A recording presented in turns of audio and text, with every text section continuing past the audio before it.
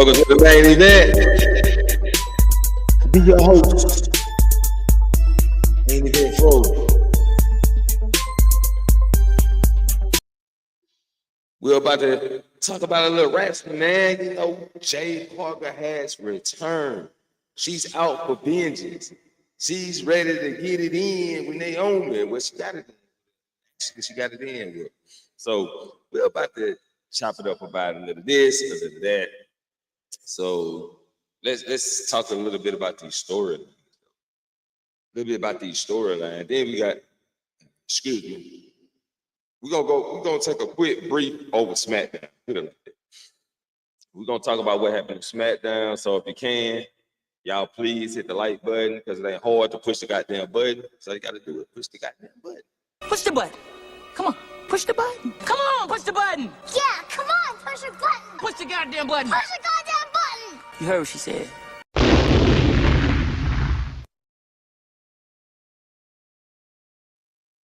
Yes, sir. Just push the goddamn button. I got to change my champions up too. We got different title holders, but get my background started. You know what I'm saying? Appreciate you coming through, Lincoln. Appreciate you coming through, Chris. Wally World, yes, we are in here. Lil Fanachina was in here earlier. Shouts out to you, Fanachina. I know you wanted to hear this. I know you wanted to talk about that. I know you got thousands of questions. And I know, Little Fanachina, I know this. I know when you miss the show, you be going through some things.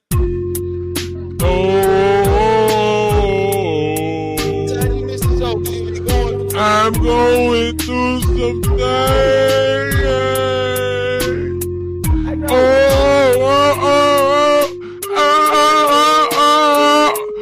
Mama, motherfucker. I know, Little Fanachina, you be going through some things when you miss this show.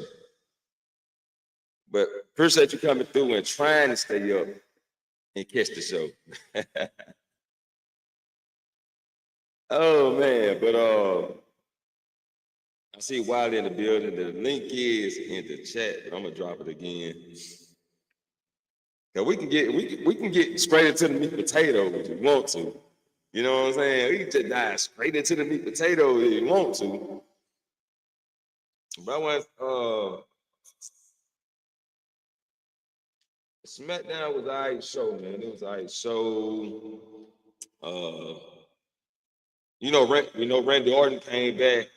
He talked about how he was disgusted with John Cena. Drew McIntyre attacked Damian Priest backstage. We got a clip with Chelsea Green complaining about her match to Nick Aldis. Tiffany Stratton called Piper out, right? We got Piper Niven versus Tiffany, which was I don't know what's going on with Tiffany right now. I think the problem with Tiffany is they're trying to change her character to a character she can't be. Yeah, Tiffany can't be a face. Like, I don't think Tiffany can be a face. She good at being snotty. Even if she like the crowd cheer her and all that, I still think she needs to have that snotty Barbie attitude. All this clothesline of people. I don't like that. I'm not digging it. Say,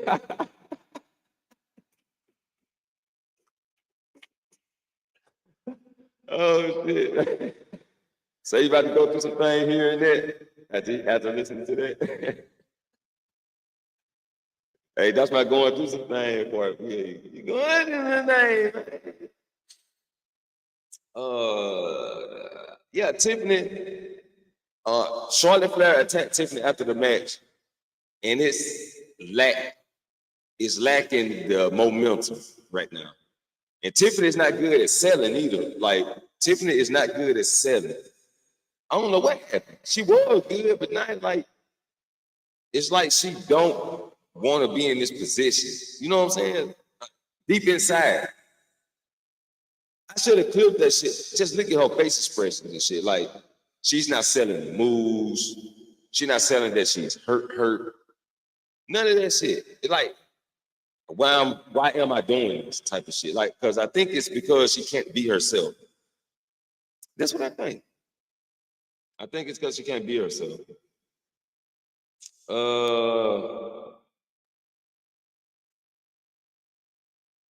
Okay, we had all this breaking down the tag team dimension on SmackDown. Then we get a triple threat tag team, which Pretty Deadly won. So they'll be challenging the winners of the next week match for the Street Profits versus DIY. Then we get the Jade Cargill situation, which I'm gonna bring that up last, right? Charlotte gets interviewed backstage, and B Fab pulled up on her. So we'll get a match with Charlotte Flair and B Fab next week.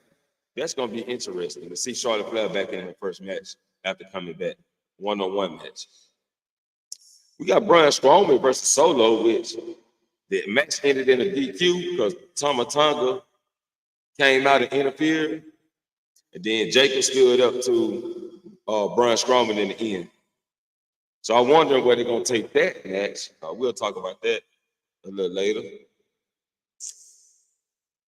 Chelsea, she was trying to get Piper in line backstage because her match was coming up with me Chin again. I'm tired of Tiffany Stratton. I mean, goddamn, Tiffany, you on my mind. But we got Chelsea versus me Chin. Piper tries to help, but B Fab runs her out with the Kindle stick. And then we get the Black Hoodie. The Black Hoodie pops up. Yeah. Up under the Black Hoodie was Alba Fire. She's become part of Chelsea Green's campaign. And I was wondering what they're going to do with Alba Fire. But now I want to know how she's going to play in this role and what will it lead to. Big Beard Corey, appreciate you coming through. You know, yeah, I ain't never seen B Fab. I seen her in a one-on-one, but this gonna really challenge her going against Charlotte. And I hope it be a good match. I hope Charlotte don't squash B Fab. You know what I'm saying? Let's not do that to B Fab. Because we seen what she could do in the ring in a triple threat. And then she had a one-on-one with someone, but it kind of ended like there was a lot of interference going on and some shit. So let's get B Fab in a good match against Charlotte Flair. Please, WWE, don't fuck this up. Santos talked to Los Garza. He was like, we got to get it together. So Santos and Angel walks off. Andrade pulled up on Berto and says, I don't know why you take an order from this guy. You're a better person than that. You're much better than that. Now, I wouldn't mind seeing Andrade and Berto team up. That way you can throw Santos and Angel in a tag match because Santos ain't doing nothing anyway, right? So let those Santos and Angel as a tag team just to make more tag team. And let's throw Andrade and Berto together, but first let's tell the story. You know what I'm saying? I think that'll be a good team. Cody came out to address John Cena, blah, blah, blah. The Miz talked to me out of backstage, then Melo pulled up, and he was like, Cena should have, he should have took the deal. Cody should have took the deal. He must have lost his damn mind. And Melo ended up getting a match with Randy Orton, Drew and Jimmy Uso. Drew versus Jimmy Uso. Drew picks up the win. Priest attacks Drew. Shinsuke got a video promo on LA Knight. DIY got interviewed. Then LA Knight defeated Shinsuke for the United States title. But I ran through SmackDown, said I was gonna run through that shit because we got to get to the meat potatoes. As a matter of fact, we got somebody at the front of the arena. Let's go. Let's go.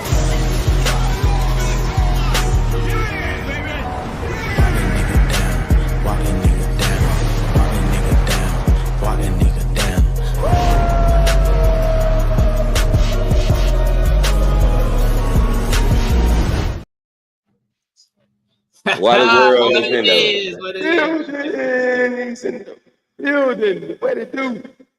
Yeah, we in this bitch. We in here. What it is, man? What's going on, everybody? Yes, sir. Yeah. Hold on. Let me catch the comment real quick. Big Corey says, yeah, they do need to rebuild the tag team division. Yes, sir. They need to add like at least 1 or 2 more tag teams. And I think that'll be perfect. Nah, they just need to fix them damn tag team stories. That's what they need to do. I think they get into it. They were just trying to. I think WWE got a problem with multitasking stories. I don't see how. I don't see how either. Well, look, I mean, I'm gonna say this, right? If you know there's every division and you're taking time to build up every part of the division and you have a storyline built per division, I don't know how the hell you have time. You have trouble multitasking multiple shit. But that's WWE. I ain't gonna say nothing. WWE for you. Shit, man. I can't imagine that shit, but okay. Now, I want to get down to the meat and potatoes of this shit, right? Before I even get to anything else, I do want to talk about this. Jade finally returns. As a matter of fact, let me put my banner up because I don't want people to tune in and think we just blabbing. I want them to actually know what the fuck we talking about. Let's see.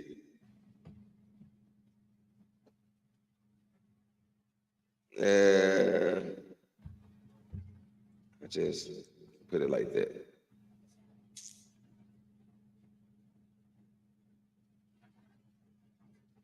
Okay, now Jade Cargill returns. First, we get this emotional play with Naomi and Bianca, right? Good acting, some high level T-move acting. You know what I'm saying? I mean, Tubi, some high class T-move acting, right? And it was emotional. You know what I'm saying? I'm watching Naomi, the tears roll down them big old sexy lips. Oh, man, I just want to hold her right now. You know what I'm saying? Yeah, that thing heavy. But good little reactions and actions. She cussed Bianca out, you know what I'm saying? And she called her a bitch. You ungrateful bitch. Yeah, that was the call of it out. So I'm like, oh shit, Bianca finna go down there, they finna fight, but they held it back. They say Jade pulls up, she walked her long ass legs through there. She walked fast too. Goddamn, she was just in the parking lot. She started behind and they just played the clip. I don't know. No. Where they dropped her off, she was right there by the entrance. So she was right there. There was a scene like like there's a part where like in the back like you can park, you can bring your car in, and then there's like right there. Yeah. And right there, okay, boy, them legs were moving. You can't knock it. She wasn't moving though. Them legs were moving. Yeah. She stumbled down to that ring so quick. Naomi tripped getting out the goddamn ring. I'm like, what's it? If you gonna run when she got in the ring, why you didn't run before she got to the ring? Trying to tell you that. Anyway, she threw Naomi back in the ring. Naomi screaming out Bianca. Right before she got her face smashed into the mat.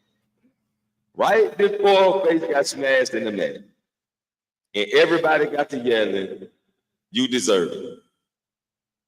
So that solidifies right there that Naomi is going for the heel move. If she don't, she's still talking about this glow shit, I might be pissed the fuck off. But she needs to stop the glow.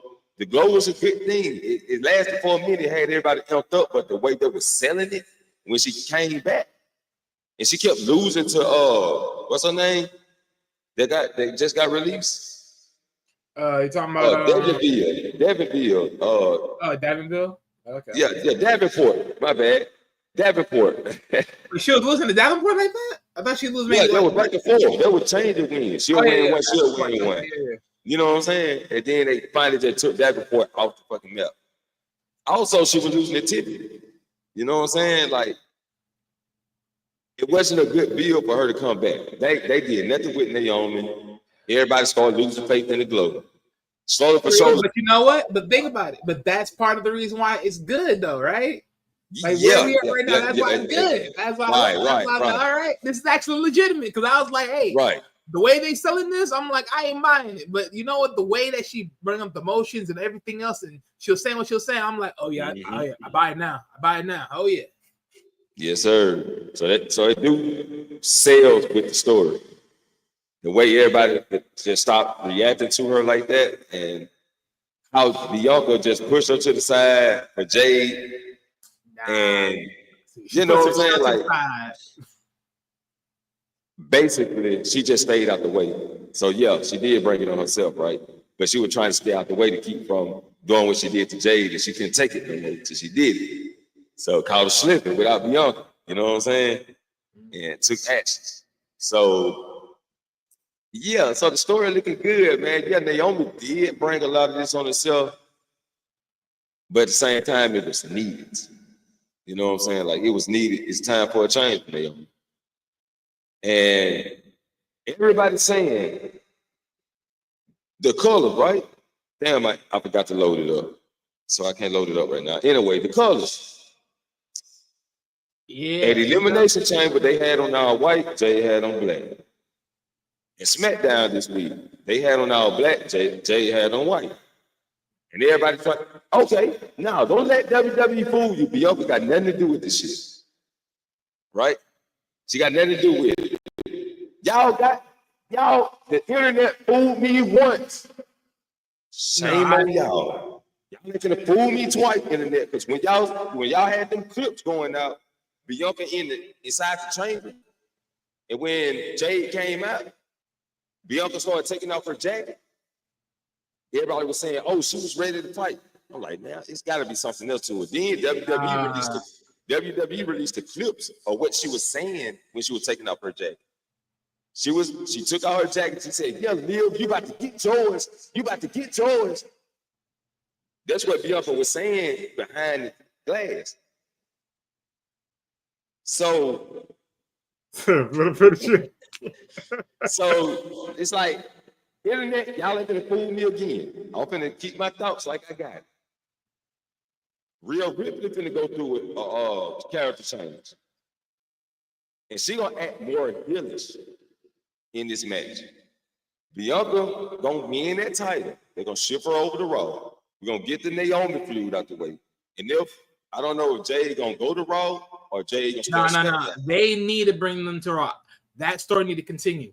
But remember, the tidbits that she dropped on SmackDown, it needs them. She needs to be involved. She needs to be involved. Yeah, hold on.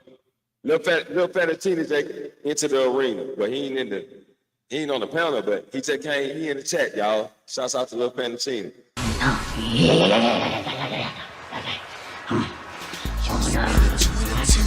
I'm chopping 24. Yo, dose suicide. I got Lambo dough. We can swap it out. Hey, we can swap it out. Hey, we can swap it out. Hey, we can swap it out. All right. What up, man? It's an echo. You say it's an echo? Yeah, it says a little bit of an echo on your end. My bad. I know what that is. It should be better now. Yeah, you good.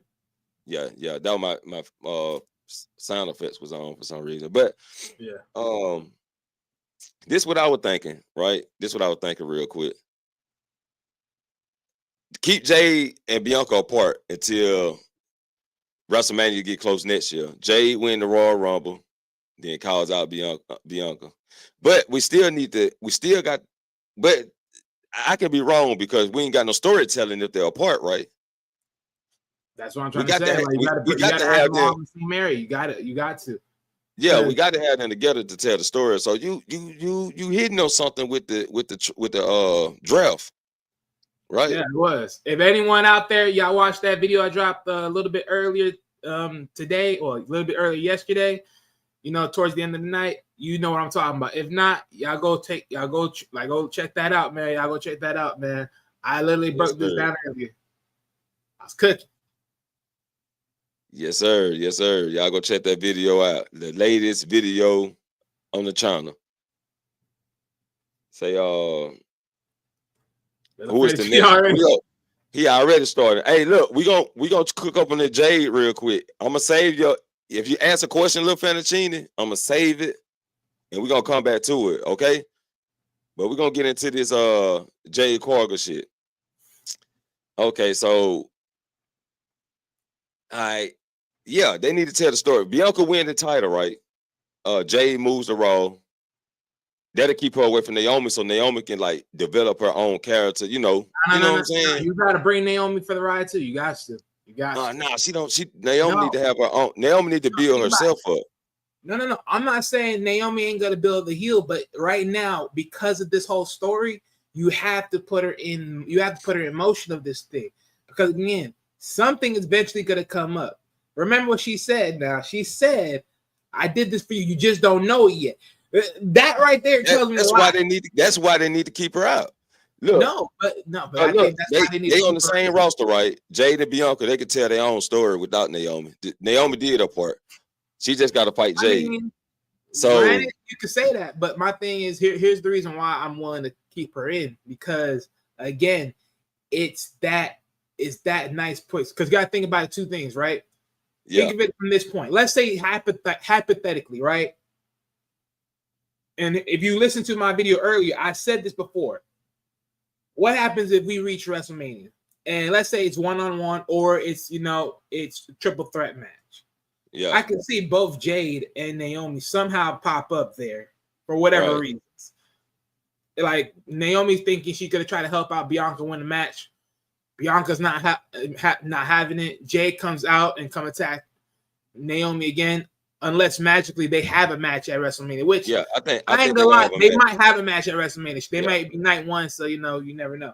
But if they do, then that's all different. Then that changed the whole demographic of this whole thing that I'm talking about. But one thing I'm saying, like, if they do somehow come out there, right, and they're like, Naomi's trying to help out Bianca win, Bianca ain't having it. Next thing you know, Jay comes out after her and try to beat her down, run her down, and they have that thing going on. And then next thing you know, Bianca loses the title for whatever reasons, right? Of that altercation. That could be a play of Bianca going heel for whatever reason. But like I say, there's a lot of twists and turns. So that's what I'm saying. Like, I don't want to just pivot on one point. I want to be able to see all points. Like, just play off of these things. Right. Anything could happen at this point. Yeah, right. So that's what that's what I'm pointing out. So Naomi, I really wouldn't like her being like the third wheel again. You know what I'm saying? Because she needs to yeah. But no, here's another thing I was gonna add to it, right? So let's say hypothetically, and I say this is a reach, but I'm saying this in a sense of like you have to be like there has to be a point where something has to be. Because don't get me wrong, on SmackDown, Bianca let it be known, and she did call her ungrateful bitch. Like that right there, that should let it be all the way known. Like that should be done. Like this is all done. Like this is straight off wax. Like fuck all this. Like I ain't doing this no more. Screw this. This is my last. Right. But there's just something that just tells me something has to click here, because you got to think about it. How much times have we seen Bianca be so close at the top, just so close, grasping world title again, and to lose it, and she's looked like she's about to lose her freaking mind. I'm just seeing a vision of Bianca's gonna click and shift, and she just gonna be like, boom. And that's what I'm thinking to myself, like Naomi, she doesn't look like the top person to do it, but she damn sure looked like the fire starter to actually bring it out. And I think she's gonna be the fire starter, and then really who's gonna be the real lead of this whole team is gonna be Bianca. And then it's like whatever is really brewing, it's like Bianca's the lead. Naomi's like the helper. Yeah, just the off brand again. See, it is what it is. It is what it is. But it all works out. It all works out the same. Because again, think of it like this. I want you to think of it like this, right? Let's say hypothetically. Think of it like this, right? She's the start plug to it all, right? She's the helping hand in this whole mess, right? Yeah. But the thing is, right? Like you said before in your video that I reacted, right? You said that Naomi had help, and you pointed Lash Legend and JK Jackson, right? Jakar Jackson, right? If that's the case, again, I would understandably believe bringing Bianca and then having Lash Legend and JK Cargill behind her would be a way more better scenery than Naomi leading them, in my opinion. So now, I mean, that would be, but like, I don't think Bianca need a faction. She may not, but let's be honest, you gotta think about it, bro. Every single time she comes close to that title, someone slowly robs it away from her. So no more. Let's just say she win the title, right? All right. I think we all know she's gonna win the title. But, yeah. I'm so just bringing that up. Jade goes to Raw. Let's keep Naomi out there now that they done had their fight and shit, right? Yeah. Okay. Jade and Bianca, they rock together on Raw, but like slowly for shoulder, you can see, you know how WWE do. You can see Jade eyeballing that title. You know what I'm saying? Well, I say it like this: they're still gonna be cool. Look, so let's talk about here. Let's talk about the logical path right now, right? Let's not talk about the what is path. The logical path is yes, Bianca wins the title, which we all know that's gonna go down. Right. And I also break that down why she's gonna win it. 2, Jade gets moved over to Raw, right? Especially if they do brand splits ultimately. Right. She gets moved over to Raw, and that we eventually are going to be signaling Bianca versus Jade. Well, one thing's for sure. Everyone's going to sit here and say, someone has to be the heel, someone got to be the face. I literally said, if anyone's going to be the heel in this situation, it's going to be Jade. Why? Jade. For only one reason, and one reason only. She got sick and tired of everyone believing that bullshit mess that Naomi was putting out, and that is she needed Bianca to be somebody. Right. And because of that, that's going to fuel her up to do it on her own. Right. So they'll still be cool, quote unquote, right? But they ain't going to be a tag team no more like that. Now Jade's going to be like, okay, you think I can't do this on my own? I can't step on my own walk? Let me remind you the energy that came through when I came through this business. Because let's not forget, when she came through Royal Rumble that first time in WWE, boy, that studio was ecstatic. Everyone was going crazy when they saw her. So now she's gonna bring that energy again. And it's perfect because guess what? A lot of us have been signaling, Bianca versus Jade or even Bianca versus Rhea Ripley. Right. Why did Rhea lost that Monday? She lost because there's not enough time to sell Bianca versus Rhea. So there's no point, right? And I said it even before. I think that in most cases, they may do SummerSlam. Why? Because at least at that point, from now up until SummerSlam, there's enough drive for Rhea to come in there, be that heel. They can build that fire. Yeah, and build that up. And after that, you know what? It's like, okay, it's enough time. And then until you have Jade, right? Jade is going to be slowly being built up again. So now you're building up competition for Bianca at the same time. Mm-hmm. Plus, at the same time, there's more historical. There's more of a flair buildup, and especially you're going to question how is Jade going to get there. She can get there through Money in the Bank. She can get there through Royal Rumble. She can get there through Rumble. That's what I was saying. Royal Rumble. Any of the three, it don't matter. She can get there through any means of those three, and she's gonna be on point with it, and it's gonna be good. It's gonna be good. Yes, sir. Yep. So let's get to some of the questions in the chat. Left Cena said, if Jade is smashing Naomi before the official match, would that be a gimme match at Mania? Nah, they're gonna it's gonna be 1-on-1. Jade versus Naomi. It's gonna be an original match if they don't do it before WrestleMania. Now, if they do it before WrestleMania and then decide to do it again at WrestleMania, it may be a gimmick match. But right now, as far as I know, it should be like 1-on-1. And with Naomi neck being out, they may not get that 1-on-1 till WrestleMania. Yeah, I mean, because one thing's for sure is one thing we have to know is someone had to help this whole situation. Because again, that's what I was saying. Yeah, that's why I was saying that Jade need to finish her feud with Naomi. Because I was thinking maybe maybe the team come out Yeah. together Someone's definitely gonna at come in. WrestleMania. Or do they just let them go one-on-one and they attack No. Jade after the I match? I think what they do is before we reach WrestleMania, we're definitely gonna get Bianca. We're reveal. definitely gonna get Naomi and Jade on the build, and then we're gonna find out through some time building up the story of who was the added culprits that helped. That was a helping hand. I don't know if Bailey's gonna be involved because technically when y'all saw that clip on SmackDown when they were trying to reveal who may have done it, aka Liv and Raquel, which I never believed they did it, but they also showed in that clip in that moment when they were by the vehicle, the emergency vehicle, that Bailey came through, and you know how it is. Her and Bailey were tight. I don't know if Bailey's involved per se, but Bailey just turned face. But it wouldn't be surprised me to turn her back heel. It wouldn't be. Exactly. It wouldn't surprise. Especially you doing it with your friend, right? So right, and then Bailey a better heel. Oh, he said Bianca should have turned. Now I'm gonna tell you why Bianca is not turning heel. Because Bianca is the women John Cena. They just turned Cena heel. They're not finna do the same with Bianca in the same space. You know what I'm saying? The same perimeter. I'm gonna be honest with you, I wouldn't give Bianca the female John Cena status, and for only one reason. Who closer to the John Cena status in the female division? Really, no one. I'll wait. I'm just saying. If we had to pick it off image, right? If we had to pick.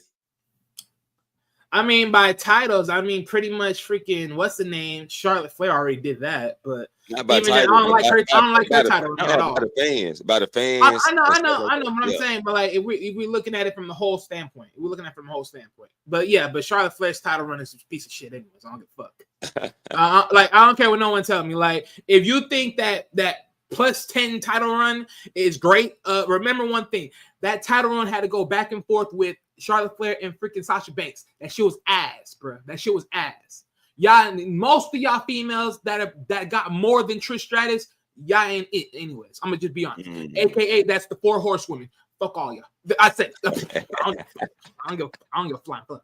We in here. Hey, this is I don't give a rat's ass. Look, don't get me wrong. I'll probably go back and go try to relook and see how much the title run built. 9 times out of 10, AKA the man, more likely has a more legitimate upscale run of being champion, better than the rest. But even then, I just don't. Yeah, Big Corey. It's Naomi will go forward fledged here. Yeah, I just hope they do it right this time around. Since technically they're gonna make her the main lead. So I just hope they do it right. I'm gonna go answer that one. Yeah, go. Yeah, go ahead. Look, people are pushing that. It's funny. I was planning on making another video because a friend of mine, he had sent me a clip of predictions of WrestleMania matches, and funny enough, this is actually one of them. And this is what Alexa Bliss won with Nikki Cross. So that means that they're implying that Bliss will be eventually joining. Wyatt Sick, and look. It's like we said, we all expected it to happen because look at her character. It's still dark. It's still greedy. Yeah. So you already know she's still selling the vibes. They need to pull that plug this Friday to go and get the story started. Yeah, and plus it makes sense because both, funny enough, it's like friends, best friends versus best friends. It's like getting two best friends going against each other. Yep. Why not? That's all right. I ain't think about that. Yep. Yeah. You getting both of them together. Yeah. Yes, sir. I think she should lose at Mania and Jade cost her the title. Like I said, and that's what I'm talking about. Like on the flip side of the what ifs, it's gonna be considerable. But here's my reason why I say don't. And so this is what I'm saying, right? Let's say, like I said, my scenario before, right? The what if scenario, right? If Jade does do it, then Naomi's right, and Bianca goes here. That would be the play. That would be play for Bianca. She goes here at that point, and there is a team now. And now you slay the frick out of Jade for this whole shit. There's no, and that's what I'm saying. You have to bring Naomi to Raw. If at that point, if they do this, if they do cost it, now you have no choice but to bring Naomi to the cause. You have no choice. And funny enough, I know we were talking about Bayley before. I just remember Bayley's on Raw right now, so technically, even if Naomi needs a buddy, then definitely she has no choice but to go to Raw because Bayley's there, unless they reposition her back to SmackDown. So yeah. So that'd be wild as hell. Yeah. Oh, $55 for the new WWE t-shirt or Travis Scott, The Rock, and Cena. Is that too much? I'm thinking about buying it. It's all about how your pockets is. If they say it too much, Fantachina, I mean, look, I say it like this, right? I think it's like, think of it like this. This is probably one of the most memorable shirts in history of wrestling at the moment, and at the pay cost of Cody Rhodes being beat down, brutalized, and sent down packing and looking at his worst. Especially if Travis Scott had to do a little dirt. You dig? And you having all three of them in that same pick. Look, you got The Rock, you got Travis Scott, you got Cena, you got probably one of the top 3 popularities in the world of entertainment in any format. So I think it's pretty decent of a cost. Jade would be the great heel. She's going to be a female bully. Yeah, she is. She definitely would be. For sure that. Yep. I can see Jade winning the Queen of the Ring. Yep. I believe that too. That's nice. I can see that. Yeah. They're gonna start giving her crowns now. Yeah. Oh, you know what? That's all. I'm glad you mentioned that, Fettuccine, because you know what? Just like they did the previous time for the King and Queen, they also got a title opportunity as well. Mm-hmm. Yep. That could be a pathway. So that's a 4th pathway. Yeah, that's the 4th one. Right. Damn. Yep. Who's winning Seth versus Punk's match tonight? Shit, it really don't matter, nigga. Because I think the reason why they put that steel cage, some people expecting Seth versus CM Punk versus Roman Reigns. I won't be surprised if Roman pops up out of nowhere. Come on, man. Open that cage. Roman showing up. Spearing and Superman punching. He's showing up. You got to think about it. What happens when they crawl towards the door of the cage? It opens. Roman Reigns comes, smash somebody's head against the cage with the door. Goes into the ring, whoever in the ring spears them. Yeah, make a statement. So it's gonna be fun. It's gonna be interesting to see how he return and make his statement, though. Yeah, but we gotta see because we don't know what's gonna go down just yet. Yep. Seth is gonna win tonight. Yeah, tonight. So they could be 1-on-1 for meeting. Yeah, I can see that. Well, like I said, either way it goes, it don't matter. I can see like Seth winning and then Punk using his favor to enter the match. Because that favor got to come in at WrestleMania. No. Remember, that favor got to be a world title, though. That favor is going to be a title.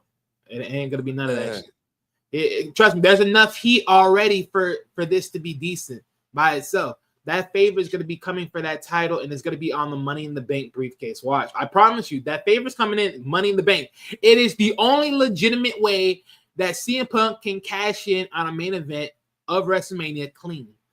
He's not going to get it by himself. It's the guarantee. It's the guarantee. He's not going to get it by himself. So he's definitely going to chime that in. He's going to chime in his favor for the Money in the Bank. Trust and believe. I can see CM Punk with the Money in the Bank. We all can. And he's going to be sitting here talking about, hey, Cena, I always knew you was the dirty snake, but guess what? You probably going to be the dirty snake with that Money in the Bank briefcase too. So I mean, don't say shit. We got to already say that CM Punk planted the seeds already. Of course we did. Cody. Your friend's gonna stab you in the back, but I'm the one that's gonna stab you in your face. You know what I'm saying? So, yeah, he coming after Cody Rhodes. Cody Rhodes got to capture the title back first, and I think Cody will capture the title back by the end of the year. Yeah, of course. I think John Cena winning the fucking title.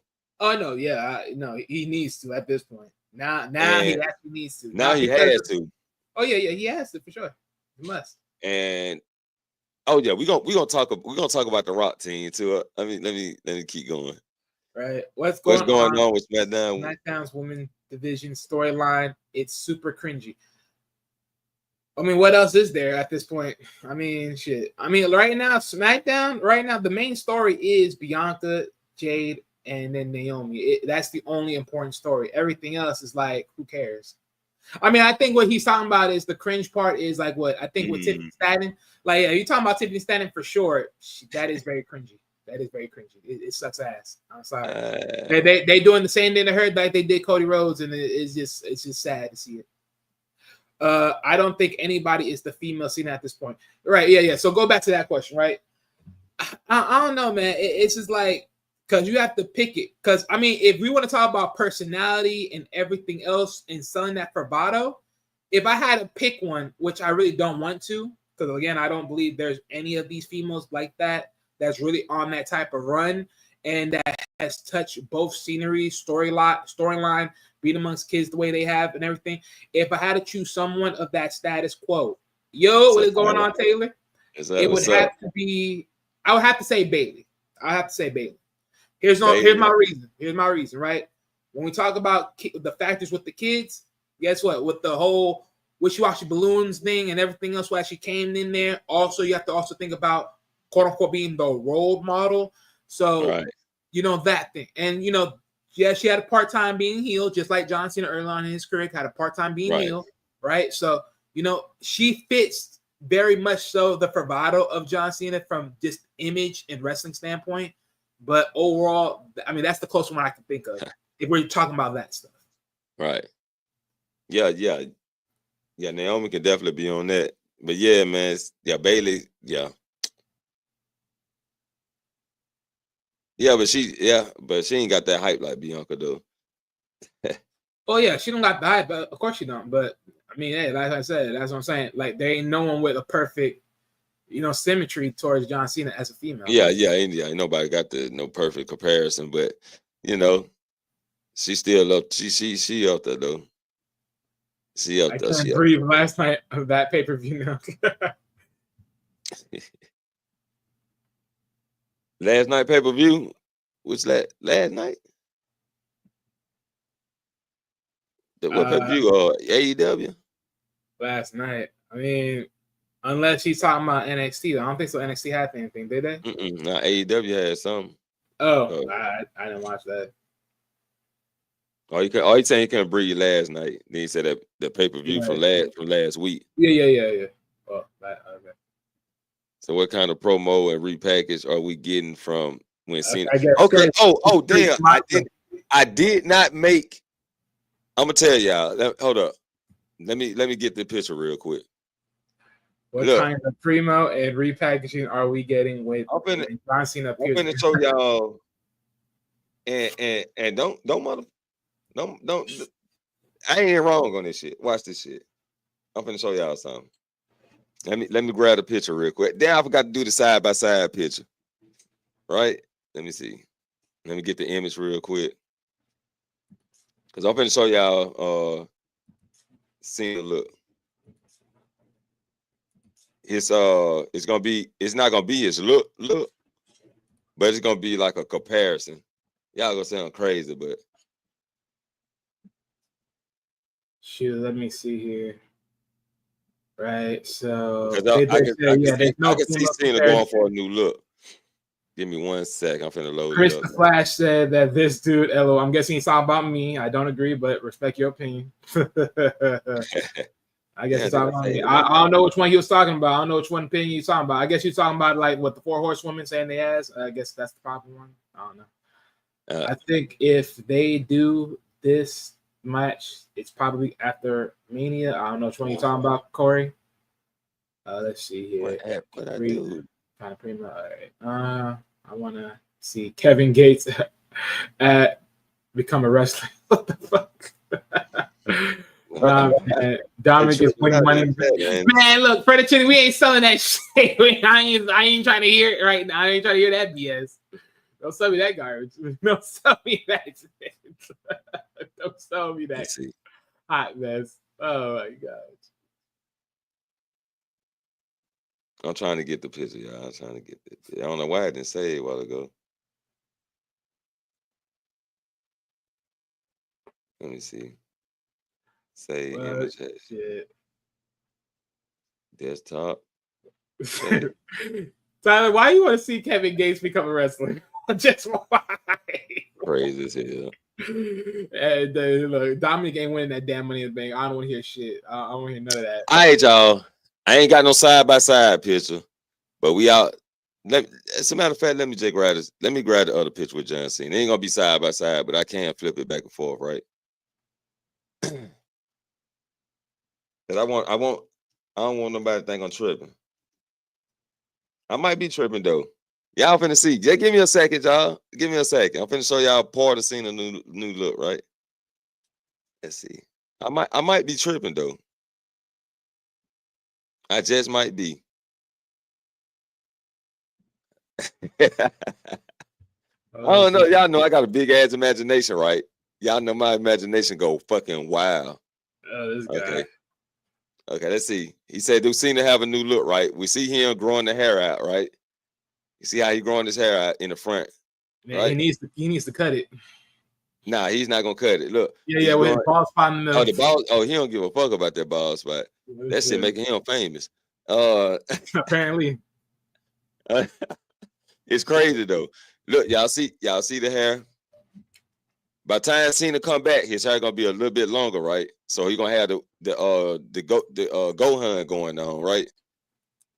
Cena gonna pretty much be Billy Loomis when he come back. What the fuck? He gonna have the Billy Loomis look. Yeah, probably just one side going down long. You know what I'm saying? But as you can see, he's not too far from it now. Not the whole head, but probably just that one side. Yeah. Now, yeah, I might be crazy. I'm reaching, but that's what I see. I'm missing some chats. I'm missing some chats. Y'all let me know what y'all think though. Fanachina says, no, man, don't win that money in the bank. Tell him Fanachina. No. Dumb in the bank. Yeah. No. Yeah. I don't know. Yes, sir. So I'm calling it now. CM Punk versus Self versus Roman. I think it's gonna be a triple threat too. For some fucking reason, I think it's gonna be a triple threat. But I really want Roman and Self one-on-one, but I think they're gonna save that to SummerSlam. For some reason, I think they're gonna save it to SummerSlam because SummerSlam is another big event. So they want to kind of hold it off because they got their main event now. You know what I'm saying? I mean, that's a good booking right there. CM Punk versus Self versus Roman. That's a big picture too. But goddamn, can we get some one-on-one going on? Yeah, but I think that's why they're putting in the steel cage match because 9 times out of 10, let's say hypothetically, right? Forget it. Like, let's say CM Punk and Seth have their match. And then after the match is done and then the cage is be raised, Roman comes out and beats the living daylights out of both of them. They could get them then. So at that point, I think, you probably will somewhat solve the Seth Rollins and CM Punk thing at that point. Then you put them in a triple threat match. Then it's like it's just constant heat that just keep on building. Big Corey, one thing about Paul, he gonna stay out of it. CM Punk is his friend, and he the wise man of Roman Reigns. He ain't got shit to do with Seth Rollins, but he united Seth Rollins. Paul Heyman pretty much gonna stay out of it. They ain't gonna even allow Paul Heyman to get involved in it. Say what's going on with Drew? Why is he not in it? Oh, they just holding back right now. Because I think Drew gonna be one of the big surprises of The Rock. I think. I'm not for sure because remember Drew said, did Drew ever mention who called him when he was out? Wait, he mentioned someone had called him? Not have he ever mentioned who called him when he said only one person called me? Oh, that's what I'm saying. Like he mentioned that? Like, oh, I didn't know. He never did. That's what I'm saying. Oh, what if that one person that called him was The Rock?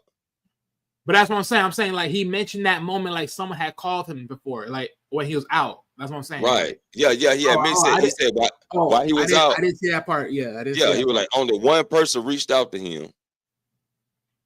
You know what I'm saying? So it could be that's when he got the stitches in his head. You know. Oh yeah, no, then, it could have been. So John Cena got to have somebody take his spot because I think The Rock gonna turn on him. Yeah. I mean, I won't say that. What I will say is though, because we all know John Cena is not for a long time; he's for a short time. So Right. one thing's for sure: The Rock is gonna need a new chosen guinea pig, or in this case, a new chosen man, a new chosen hitman. We do got some people that got some stuff on this. We gonna play the video in a minute though. We keep jumping out though. I wanted to stay on the Jade Cargill shit because I got a video to play on that too. So what is your favorite storyline right now in WWE? Liking the whole Gable storyline. My favorite shit. Right now, it's the Jade situation. Right now. Yeah, that's my favorite right now. There ain't no other ones that really popping off. Because they really came to the conclusion of that shit like just perfect. It was perfect. Because right now it's the only story at its climax. Everything else, I mean, sure, you got the CM Punk and the Seth, you got all that other stuff, but the CM Punk and the Seth is not really hitting a climax just yet. It's just like at a tipping point. I think the climax will be when Roman Reigns step in. But they kind of like right behind there. You know what I'm saying? They like right behind. Yeah. I mean, Gable. I mean, I didn't really even check that. I mean, I know they did something with it, but I didn't check it. But it's not moving him in any direction. It's like it's sort of just keeping him stagnant for the time being. It's only reason they move because the team losing. So it's really he ain't around. It's stagnant right now. Say, are you liking the Hayes and the Miz partnership? I only reason I like it because they're keeping Melo something to do and they're keeping him in the picture. That's it. But other than that, so funny enough, right? I actually like this partnership.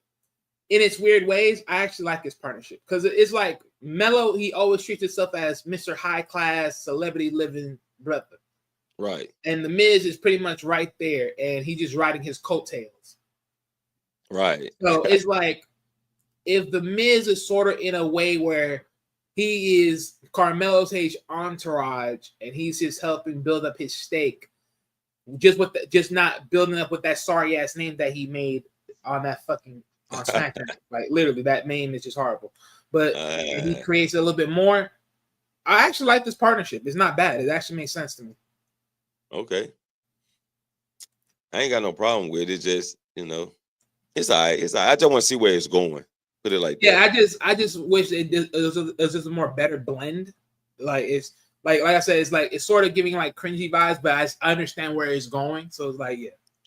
Now, it's the question about that situation. Because we got the Y6 supposed to be. I guess they dropped that story with Miz and the Y6. And if we get Cross and Bliss going for the gold, which means Judgment Day got an opportunity to get involved with the Y6, right?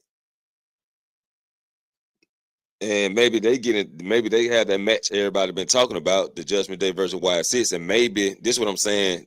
This is what I said over there, weekly Wednesday wrestling with Chris.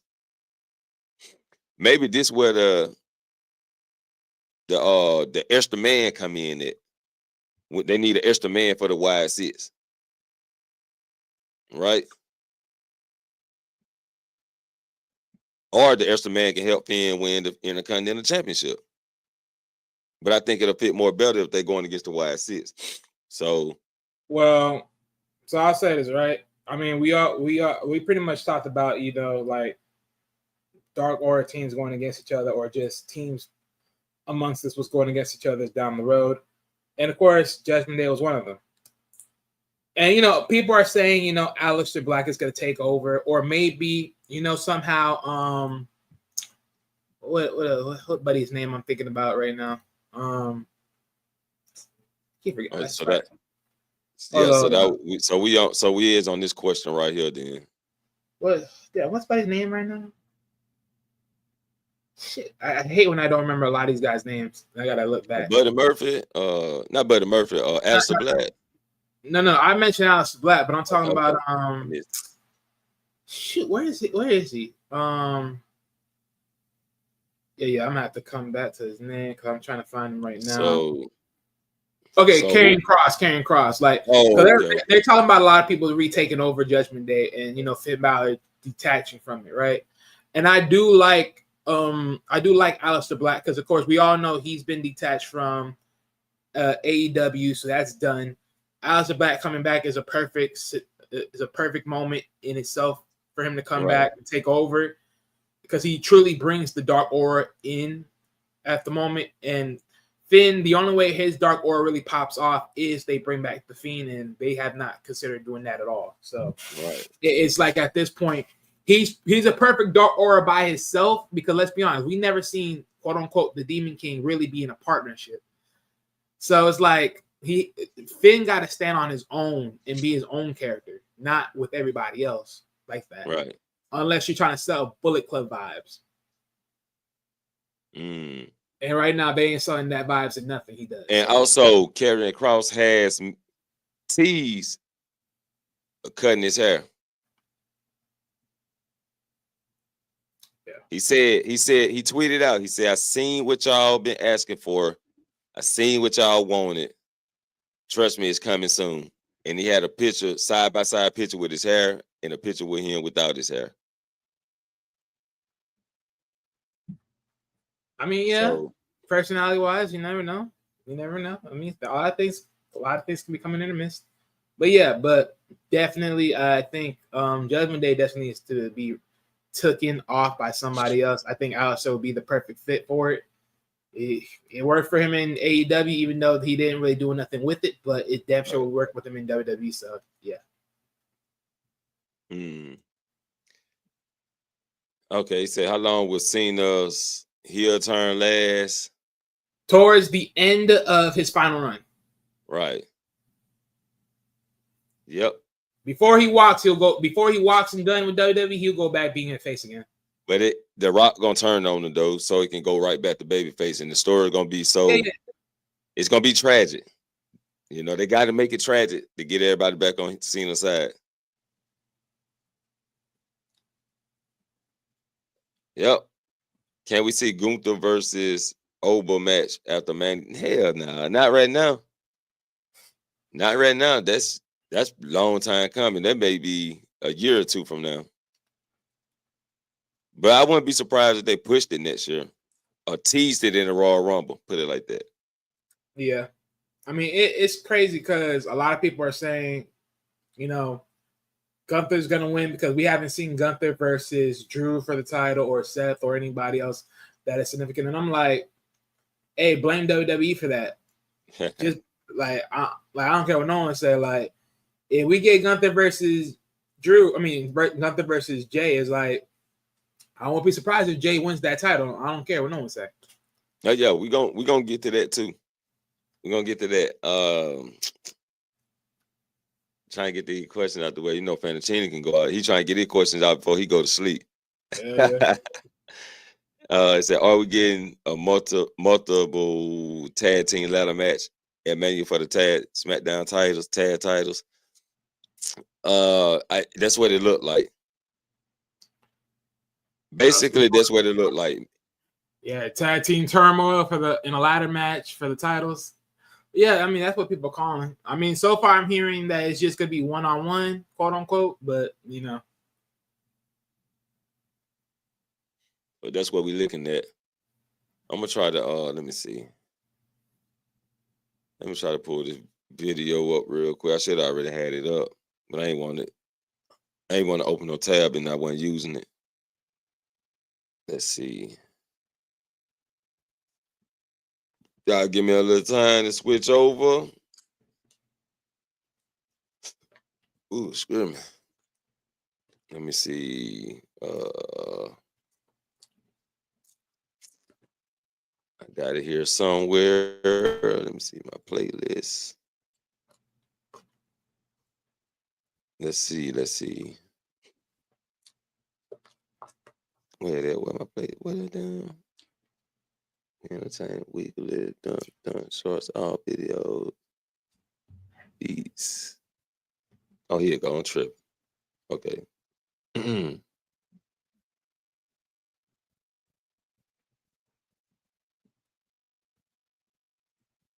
Okay, so it's on this channel. The other one on the other channel. So this is gonna be extra member to the bloodline. So I'm gonna change this real quick.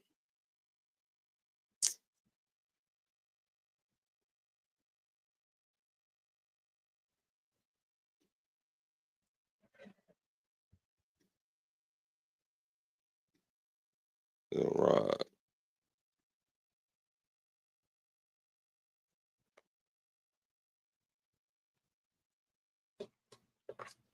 Give me a second, y'all. Sorry.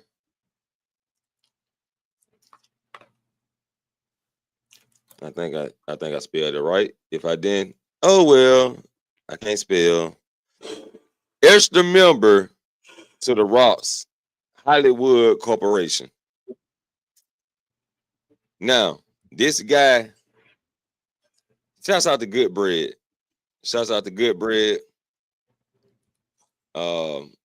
But he thinks Jay Uso is the next member to join the Rock.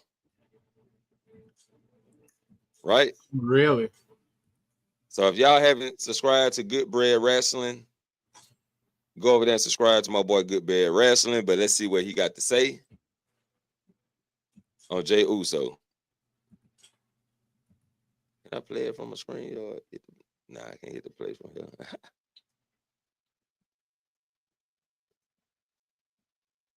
Wrestling channel, also known as the Figure 4 TV. Now today, guys, we're going to talk about the rumor that's going around, it's floating around the internet. Jay Uso turning heel. Could he talked pretty low, so you might have to turn your volume up because y'all know I be loud. But let's go. Jay Uso be possibly joining The Rock, John Cena, and Travis Scott? You check out the intro, and when we get back, we're going to talk about this, guys. We're going to break this thing down.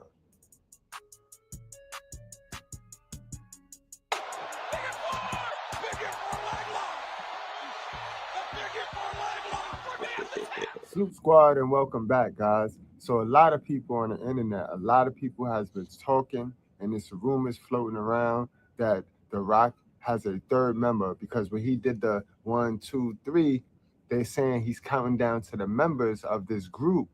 So now the third member seems to be Jey Uso, guys.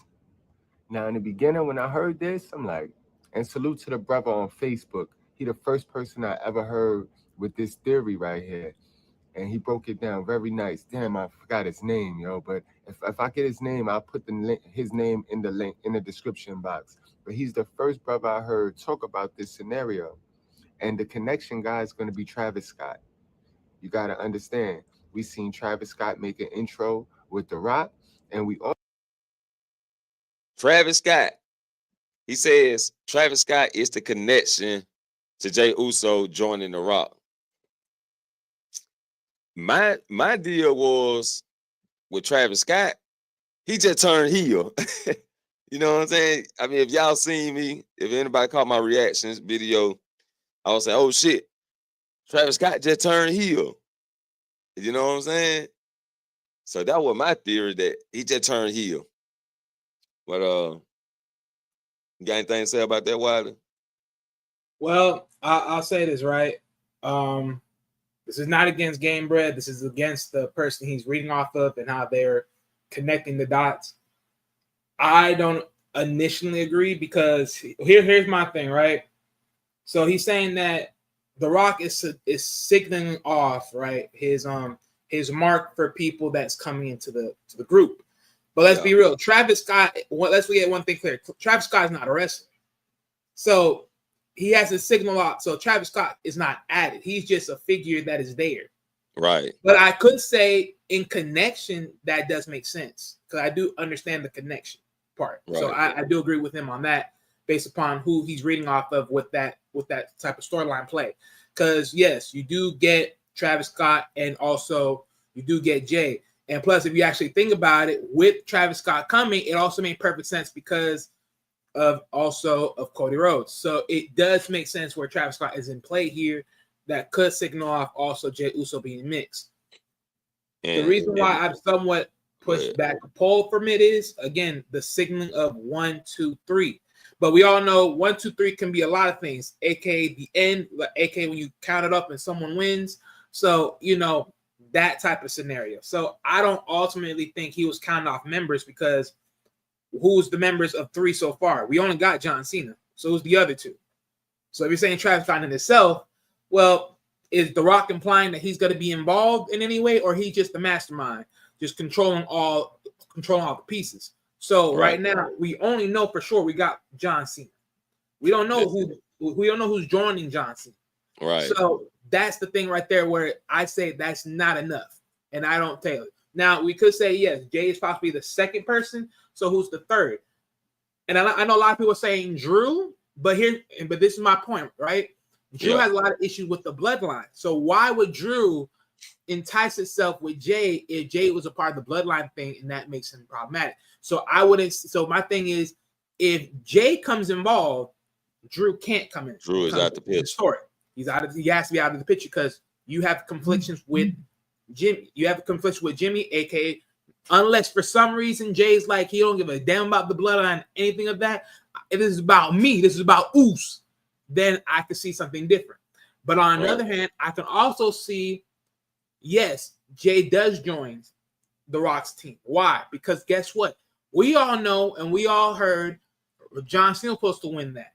The fact that Jay won the Royal Rumble, it could have been fixed because it was a minute. Because we're gonna get into that too. Yeah. So most people think that was a last minute change, and if that's the case, that's a signal of Jay joining up with The Rock. And let's be honest, why? Because at that point, you got to think about it again. Remember, there's a lot of still bloodline storyline in this, and one of them is you need to get along with the program or you don't. And right now, people are doubting Jay. Right now, people are saying Jay ain't it. He ain't the guy. Man, F this. Like he shouldn't be the one facing Gunther. He's getting all this doubt put in him right now, and everyone looking down on him. Right. But in a way of this, you have to start thinking to yourself 2 things. And I would say that I do also would agree that Jay could join up with The Rock. Why? Notice one particular thing that has changed about Jay's movements in the ring. When he starts to slap people and give them that word, that's The Rock's freaking movements. So there are already signals and vibes and cues that have already been sold that Jay could join. But right now, it's still just one person. That's John Cena right now. Who you build behind them is another thing. Like I said, Jay does make sense because, of course, why not, right? It's The Rock, build somebody else.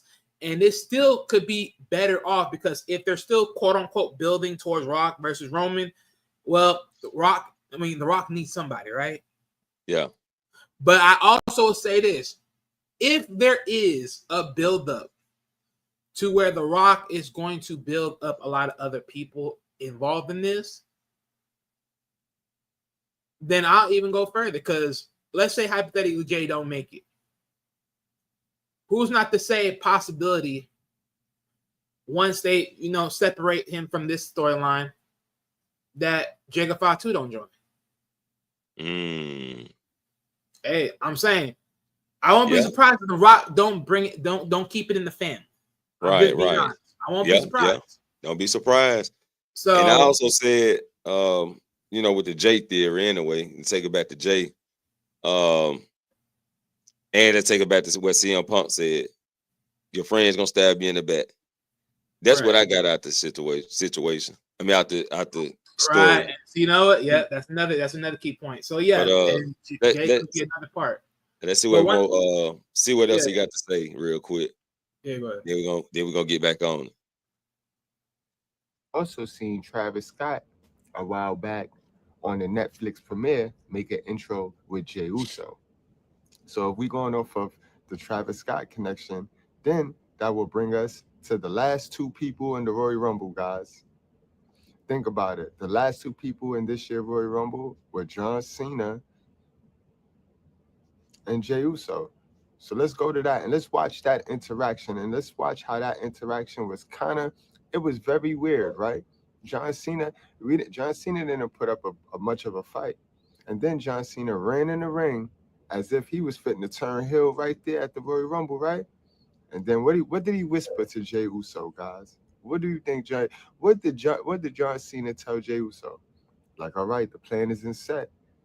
The plan's set. You go on. I'm going in the elimination chamber. You get what I'm saying, guys? So it's not really. Real quick. See, you know what? And this is why I agree with Game Break, because you know what? So to my theory, right? Because I was having the theoretical moment about what ifs. And this is something that I would love to add to the what if part. Because my thing is this, right? Let's say hypothetically, Cody Rhodes did join The Rock. Then technically, the match between Cody Rhodes and The Rock, John Cena would pretty much take a pitfall, selling Cody Rhodes as the guy, right? Quote unquote. Right. And then you got Cody Rhodes, John Cena, Jey Uso. That now, notice, right? You got your three. You got your three. I'm counting it up. So you got your three. So that's what I'm saying. It's so very interesting because it makes sense. It makes, like, again, it partially makes sense and it's good. But that's what I'm saying. Like, because of the fact that Cody is not involved, and now it's like, okay, we got John Cena. We'll probably have Jay. There's an extra piece missing. Like, who's that third piece? And now, granted, a lot of people saying Drew. I don't know yet. Because, again, how does this dilemma work? Because Drew will always have to keep seeing Jay every single time. And in his head, it's like, does he even want to work with him? But then, like Jay always say, it ain't about the bloodline. It's about Oos. It's about himself. So, hey. Some good stuff. All but you know what's funny though? What's that? Hold up now. What's that? I want to throw a trick play in here. But let's say hypothetically, Jay comes in here. Let's say hypothetically, The Rock come after Jay, and he try to bring Jay in, but he does the same thing he does to Cody that he does to Jay, and Jimmy is the audible play, and Jimmy comes in as the new piece. So let's be real. Jimmy still wants to be the top dog. He still believes he should be tribal chief, quote unquote. Yeah. I'm just saying. Now, granted, don't get me wrong. Yes, Jay's the saucy person in this whole thing, but you gotta look at it for what it is right now. Like, someone's trying to pick it up. I'm just saying. And right now, Jimmy, he's having a little bit of a hard time out here. You know what I'm saying? And he can use that extra boost. Yeah. Okay. Let's see what we got in this clip. He got. It's how he break it down. Really a reach, guys. But let's get to that. Now, I tell you, this last sequence for the Royal Rumble, it hit different when you go back and watch it after John Cena's heel turn. It just hit different. Knowing what we know now, John Cena at this moment knows that he's going to be a heel. And if you ask me, The Rock, he knows Jey Uso going to be a heel too. And he found the easiest route to get Jey Uso to the World's Heavyweight Championship. And then he found the easiest route to get John Cena to the WWE Championship because The Rock wanted to own all of them. The Rock wanted the belts. He want all of the gold. So if he have the World's Heavyweight Champion in his, in his squad, and then he have the WWE champion, and what? he's unstoppable. You know what? He's unstoppable, guys. So y'all let me know, man, in the comments. Do you think it's a reach if they was to turn Jey Uso heel? Look at this part. All right. Easy. Just dump John Cena right over. That was crazy easy. Now, right here, this is the see John Cena, then he just jumped right in the ring. I thought he was going to turn heel right then and there, guys. I thought John Cena was going to do it to him. Now, see, this is the part that's spooky. What is this conversation about? What was that conversation about? There's a lot. All right, let me pause it. All right, what you got something to say on that? Oh, I definitely do. Now, look, like I said before, it's still hard for the 3 count. Again, unless it's The Rock is counting himself in that 3 count, then I do see where the 3 counts coming in. Rock, John Cena, Jay, fine. That makes all perfect sense. I'll say this, right? If we're talking about the 3 count being The Rock, John Cena, and then Jey Uso, then yes, this makes sense, right? This even makes a little bit more sense because if you actually think about it, right? I'm starting to actually look at this a little bit more clear. Do y'all all remember the good old days of like NWO? Yeah. I'm starting to get NWO vibes. John Cena, aka Hollywood Hulk Hogan. Jey Uso, Mr. Swagadelic, aka Razor Ramon. You gotta have the swagger. You gotta have the swagger, right, of the group. And then, of course, nothing else less. But you gotta get your big giant. You gotta get your big hitter. It could be Drew. It could be somebody else. But knowing this and knowing how this looks like right now, yeah, I think we're hitting to NWO 2.0, but corporate, but Hollywood corporate status, as they say. I can see the vibes. I can see the vibes. Oh yeah. Hey. Man, you already know it's gonna be. Hey, I wouldn't be surprised if the match be bloodline rules. You know how that shit got last year. I believe it's gonna be the same Right. this year. We got the Avengers versus the Corporate, and without Seth Rollins this time, because he probably be mad as hell around this period of time. You know, it's so funny, dog. Last year, John Cena is the help against the bloodline. Right. And then now he's the one joining after the Now he's leading that shit. hey, boy, this is all jokes, nigga. It's all jokes. So, what if we get the swerve, right? Some people come down to help The Rock. Some people come down to help Cody. Then we finally get Jey Uso in the end, right? John Cena coming to help his friend Cody, you know. Super kid to Cody. Another super kid to Cody. You know what I'm saying? A spirited Cody. AA from John Cena. 1, 2, 3. Oh, with. You know what I'm saying? And you know what? Here's another reason why I also would believe Jay may do it, right? Because right now, so far, after now separating himself from tag teams and going into singles run, right? Jay has been able to sort of replicate his father, Rikishi. The only thing different that will level him up past his father would be win that title, right? Or neither, pretty much putting him in the same boat of this going nuclear, and in this case is going heel. Because you do remember there was a time in that notion of like back in Rikishi day when he did the same thing, right? He was like, you know what, screw this.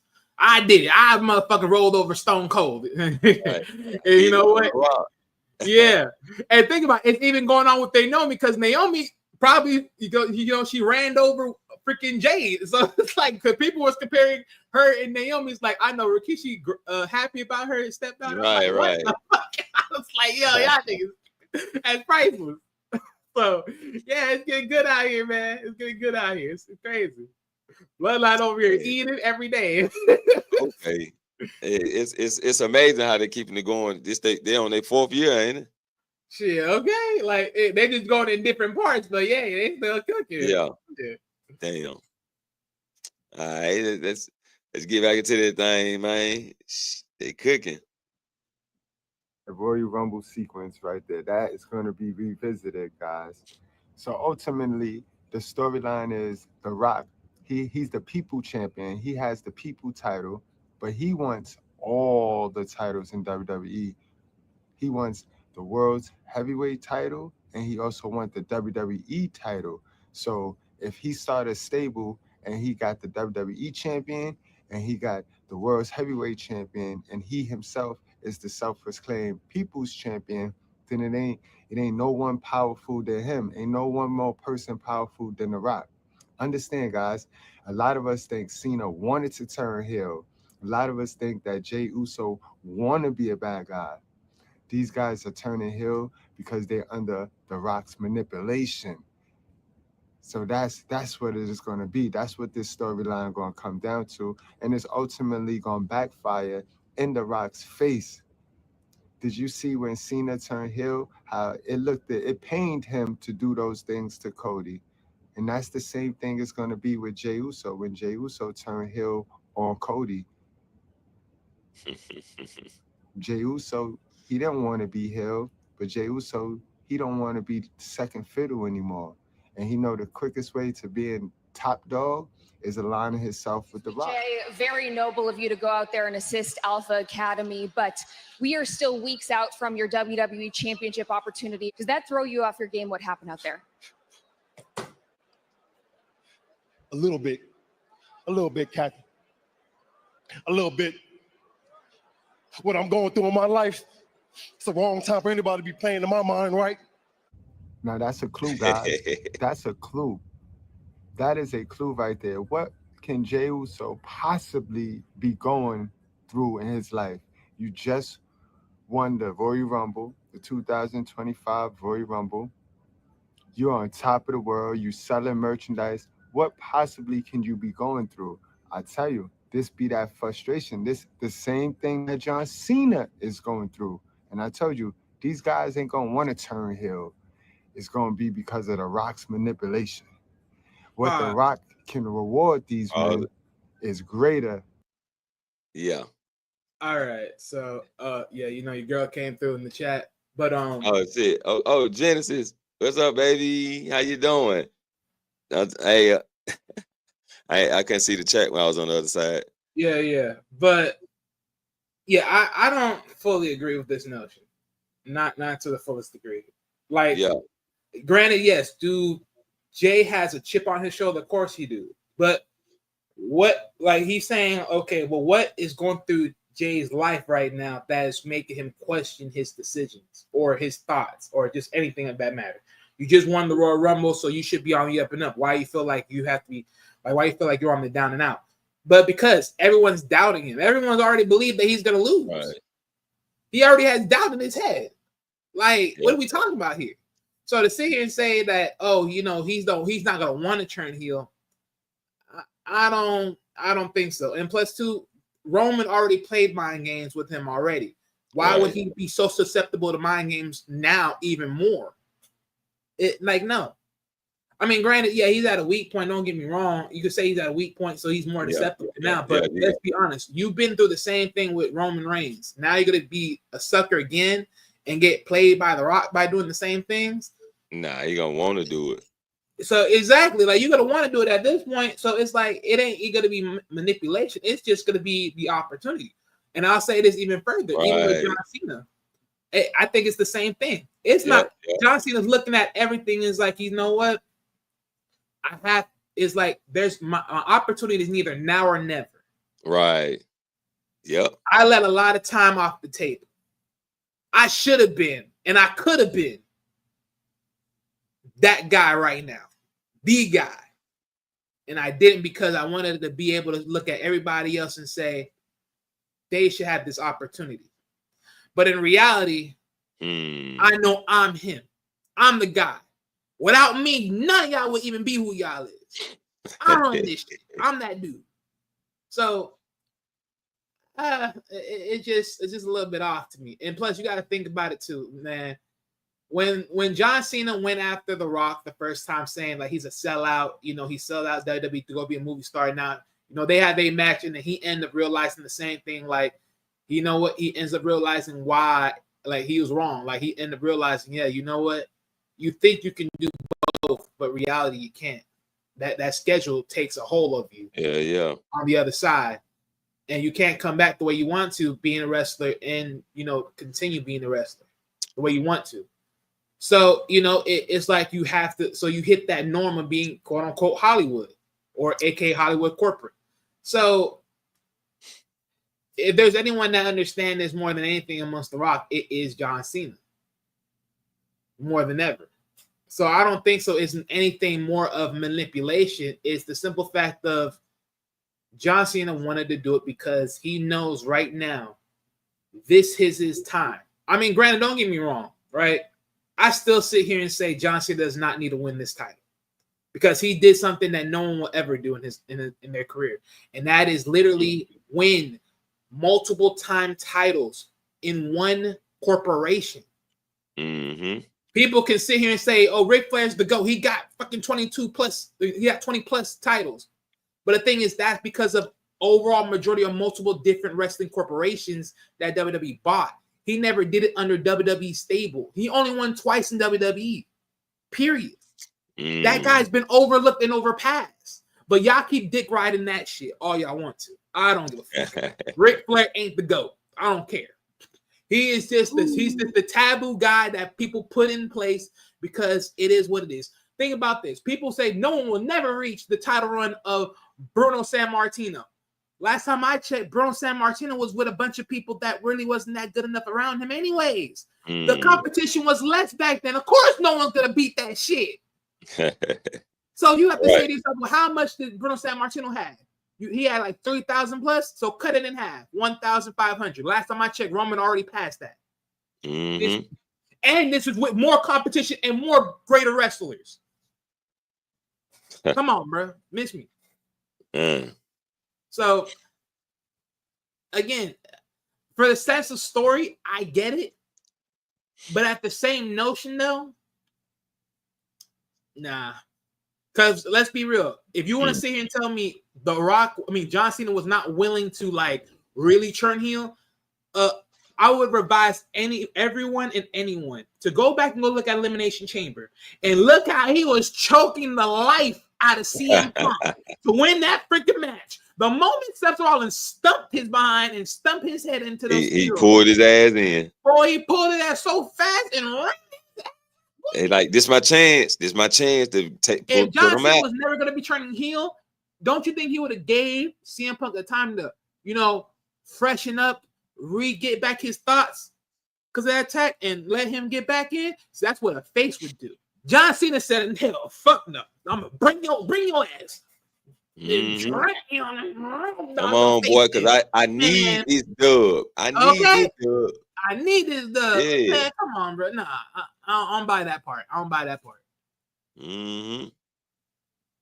For sure that. But we're gonna see how it all intermixes in the story because we haven't heard John Cena talk yet. That's one thing for sure. Right.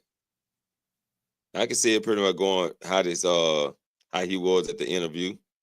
Yeah. Because I do expect John Cena to have like a very sad moment. I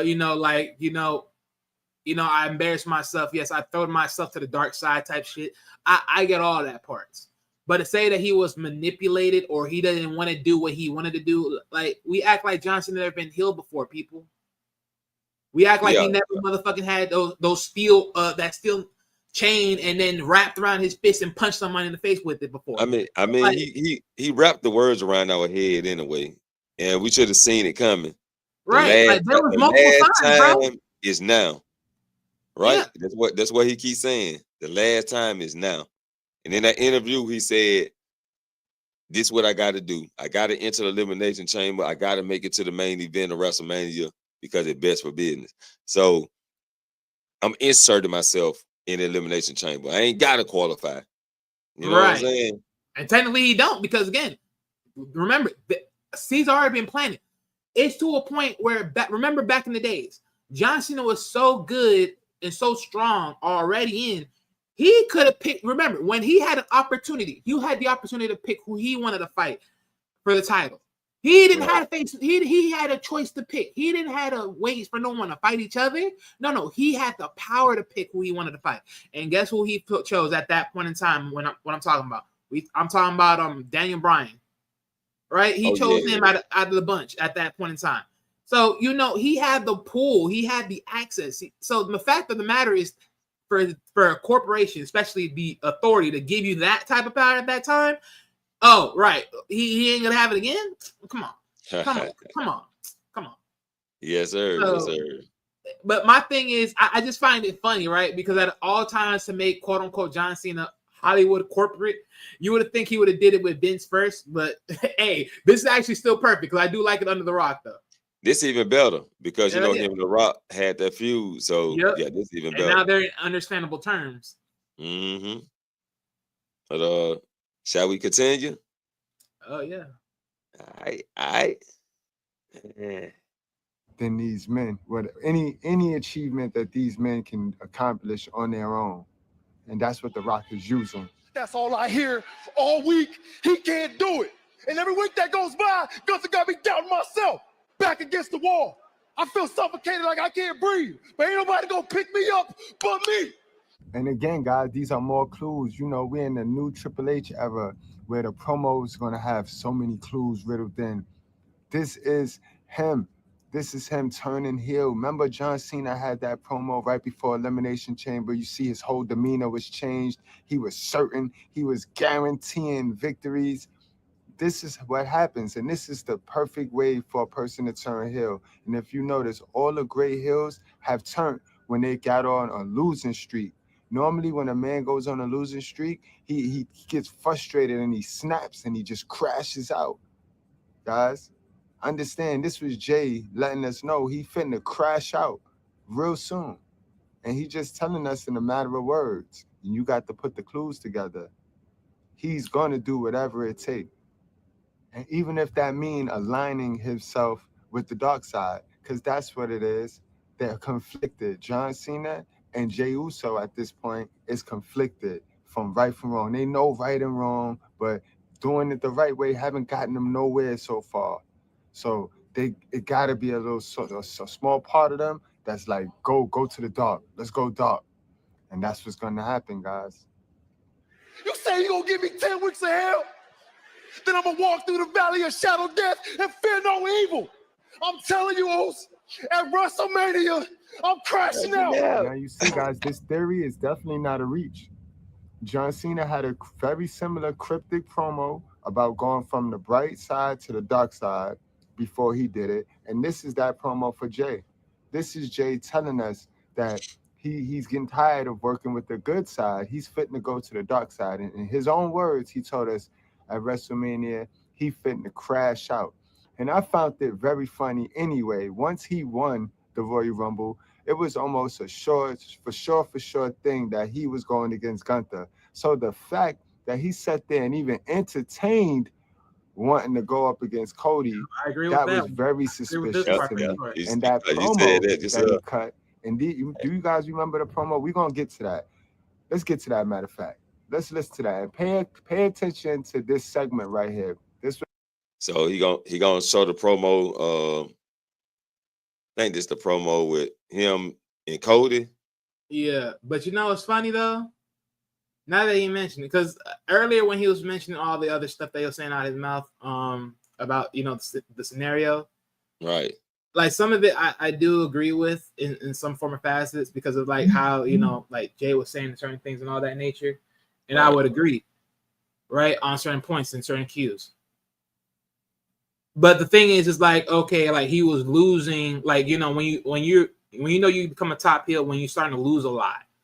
But there's a lot of certain there's certain heels that are losing a lot, and they're not even getting this type of big pull anyways. So it's like it's a pick and choose on that notion, right? As far as like when you start losing a lot, like most heels will definitely lose a lot, but they're losing in ways that are not progressing themselves.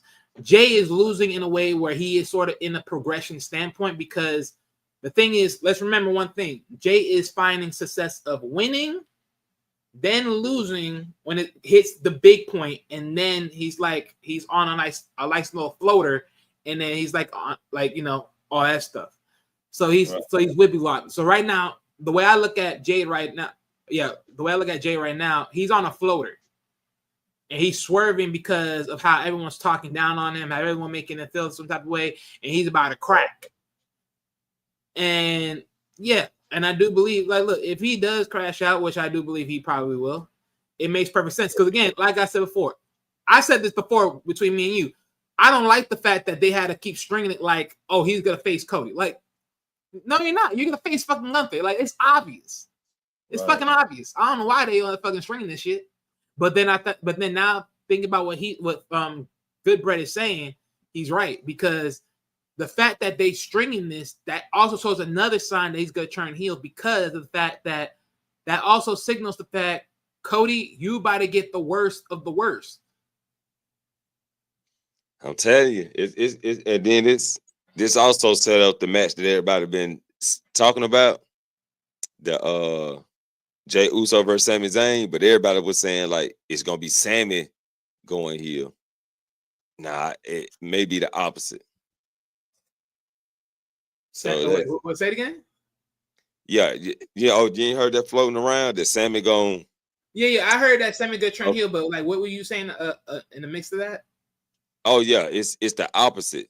Instead of Sami going heel, challenging Jey for the title, it'll be Jey turning heel and Sami, feuding with Jey, going for the title. Yeah, I could see that. I could see that.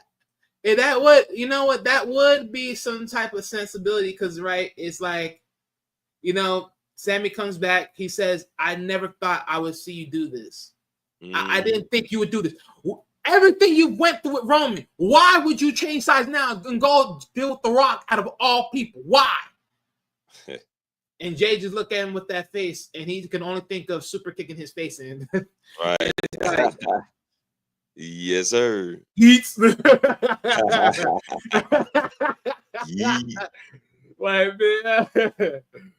So him going heel to kill the yeet movement too. So shit, he better bite off a freaking Jimmy and say no yeets. Fuck the bullshit. I don't know what's gonna happen, but they need, man. Look, they didn't make that yeets, no yeet. They need to motherfucker start rolling that shit out, man. They need to start playing with that shit. This promo with him and Cody, I want to retouch on it too. So we're gonna hear it. And I think Cody said some things that caught my attention, but I was like, did it mean anything or did it? But let's recap. So the segment after Royal Rumble, when he was going to see if he was going to challenge Cody. Listen to the wording in this. Main event Jey Uso is now in your city. I had a hell of a week. I got a lot of love from my family, from my friends, and from the fans. 2025 Men's Royal Rumble winner. But look, I'm here to pick a champion. It's a main event at WrestleMania, right? On Monday night, I had the ring general Gunther, so it's only right for me to pull up on Friday Night SmackDown and stand face to face with the WWE champ. So Memphis, man, help me welcome my dog, the American Nightmare, Cody Rhodes. I'm gonna tell you guys right now, if you ain't been watching this storyline, Cody Rhodes do not have any friends. Remember what CM Punk told Cody about all his friends, his so-called friends, and how they all gonna stab him in the back, but CM Punk gonna stab him in the front? CM Punk was spot on with that. And this is gonna be the straw that broke the camel back. Jey Uso turning on Cody may be the piece that we need to get Cody to just turn bad himself. After Jey Uso turn on Cody. Yes.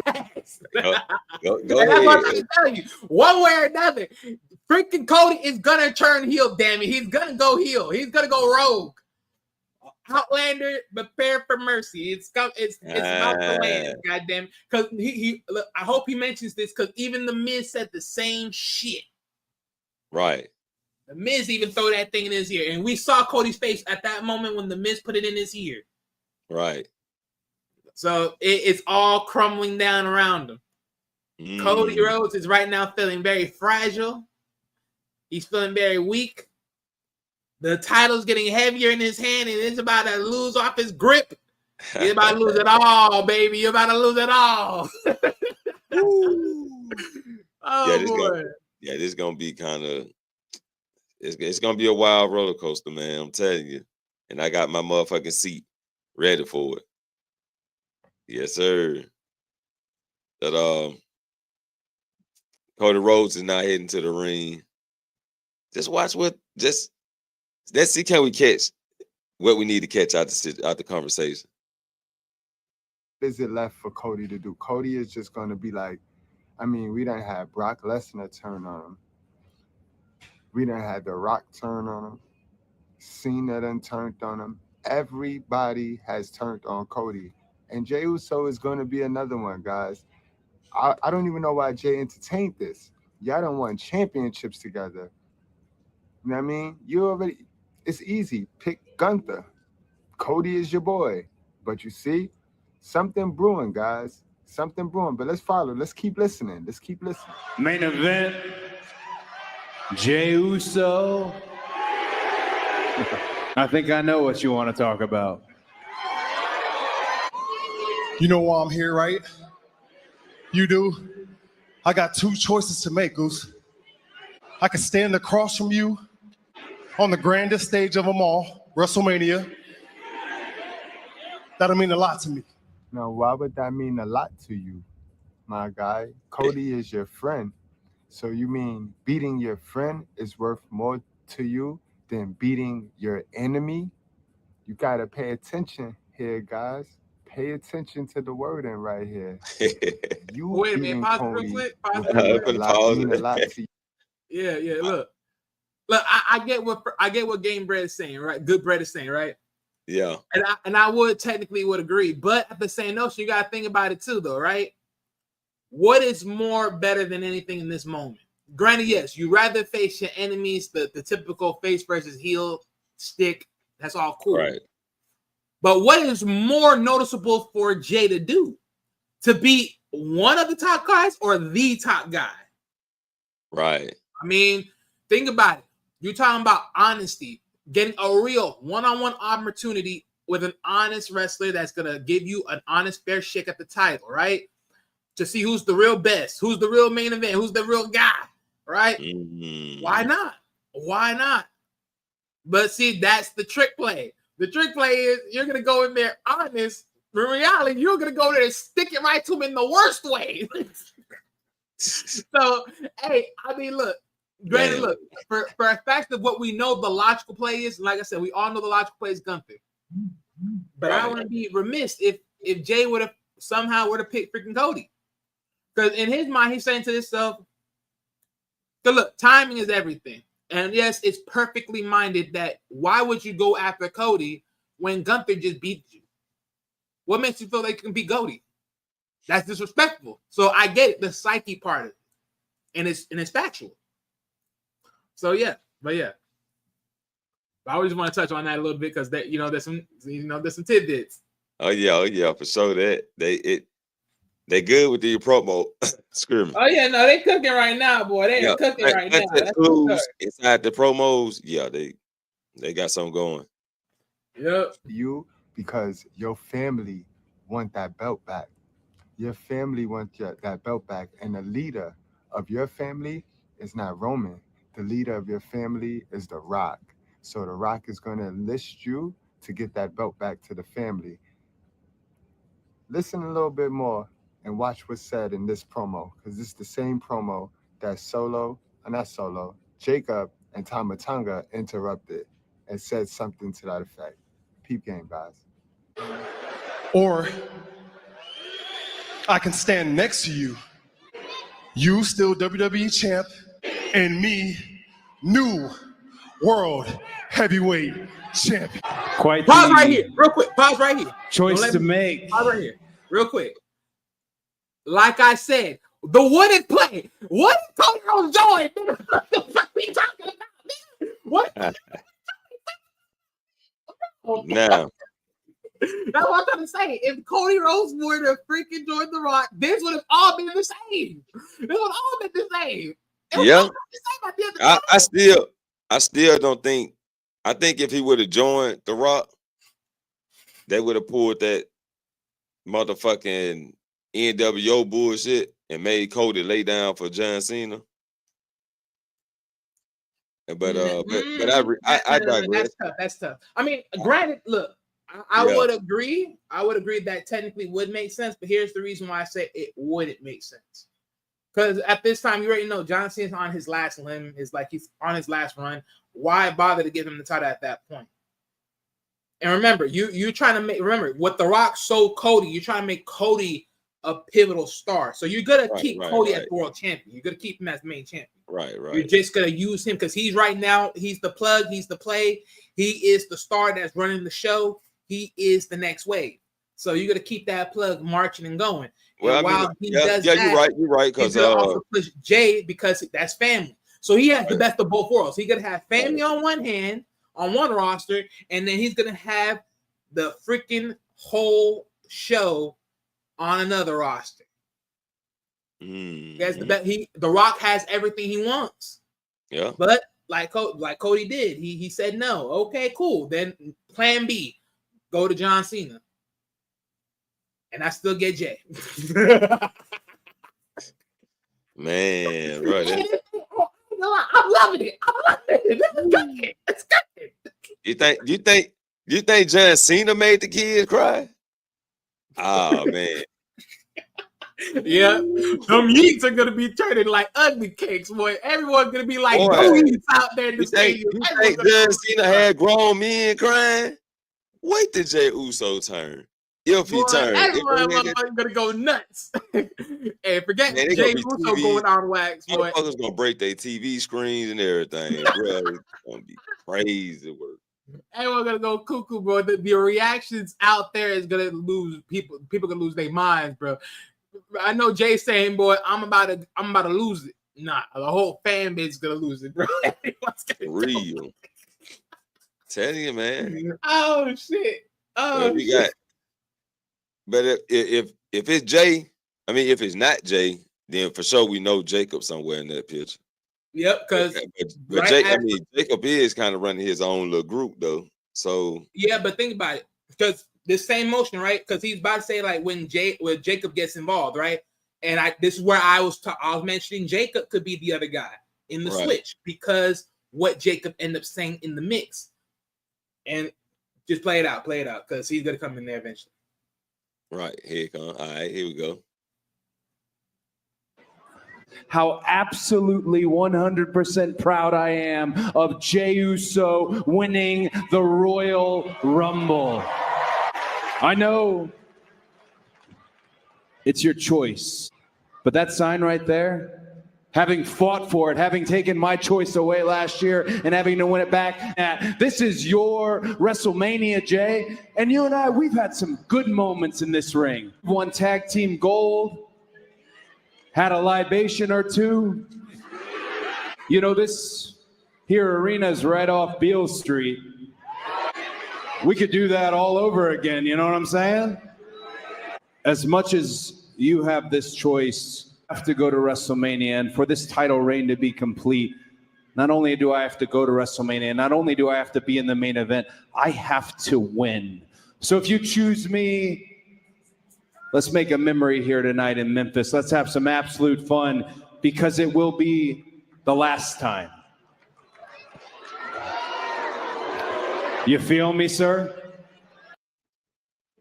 Let's have some fun because it'll be the last time. I didn't remember these piece of words that Cody said out of his mouth. Woo, tensions. Oh, see, I don't like that. I hope Jay realized like the last time, bitch. It'll be that's why I said Cody said some things that you know, That's triggering. That's triggering. Yep, that's the trigger word. That's some trigger phrase. Oh, the last time, eh? Oh, so you don't believe in me either, Oos? Oh, okay. Yeah. I see you, Cook. I see you, Oos. Okay, you don't believe me either. Kind of put him down Super a little bit. kick your behind. Super kick the shit. You heard what he said. Not only do I gotta defend this title, I have to win. So we can kick back, have some drinks, but it'll be the last time. Come on, man. The context clues is there. Oh, when I seen the video and I heard, you know, just scanned through it and heard little pieces of it, I was like, okay, I got to save this in my content file and come back to it. Yeah. Cause it do seem like it do really seem like they headed that way.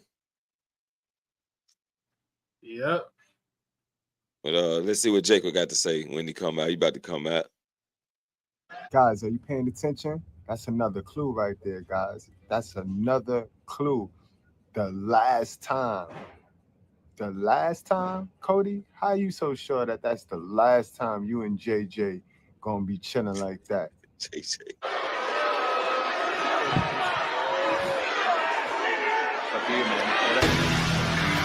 Cody Rhodes. Last year, you took that title from my family. But as of now, Cody, my family needs that title back. It is. Yeah, that I mean. I love how you say that. Because that takes me to you. I'm gonna stop right there real quick. And this is why I say like Jacob could be in the fold. Cause just listen to what he said. That shit can play out all the way till they turn on Cena, right? Mm-hmm. He said, my family needs that title back. John Cena ain't got shit to do with the goddamn family. You feel me? Like, but that's what I'm saying. But that's what I'm trying to tell you. He can have the best of both worlds. Like, granted, the bloodline is pretty much strict in between rosters, right? Right. So it is what it is. And right now, Jay's the only one that's a key pick option for Raw because Roman ain't the ideal pick. Even though Roman with Jimmy is on SmackDown right now, so you know it is what it is. But Jay's the only obvious pick for Raw because he's the only one on Raw. He's literally the only one on Raw. He's the obvious pick. Right. But with Jacob, because let's be honest, I don't think so. The Rock is going to enlist Roman Reigns. It's not going to happen. Especially with this whole comeback. Oh, no. That ain't the story play. That ain't the play. That ain't the playbook. So it's definitely going to be a whole nother thing. But one thing for sure is somewhere around the line of this, it's definitely gonna help Roman towards next year because once we get this building up, I guarantee you there's gonna be a moment where they're gonna be like, Roman, what is your thoughts on Jay switching up and joining The Rock? And it's gonna get crazy because ain't no one gonna see this bitch happen. Not Roman, not Jimmy. Everyone's gonna lose their mind, bitch. Could maybe we see that rematch with not John Cena. With Jay and Roman? Yeah. Let's be honest. If Jimmy didn't get involved, Jay was gonna beat Roman. If Jimmy didn't get involved. Shit. I mean, you gotta remember that Roman put Jey Uso down, and Jimmy saved Jay. Oh yeah, no, that's true. But that's at the first stunt. But at the lather of it all, we also got to remember though, when Jay was trying to take the tribal chief status, Jimmy interfered in that shit. Did Jimmy throw a towel in? No, he super kicked him. Okay. Yeah, that's right. The second match. Yeah. Yeah, the second match he threw the towel in for Jay, and Jay was like, "No more." The first match he threw the towel in. The second time he. Yeah, no, because the first time it was Jay versus Roman, and then I think Jimmy said, "No, come on, fam, stop." And then the second time it was Roman versus Jimmy, and then Jay was like, "Stop." And then the build up where they were today. But then when it was Jay versus Roman for the tribal chief status, Right. Jimmy Yep. Because he was saying it should have been me. Yeah. Yeah. Yep.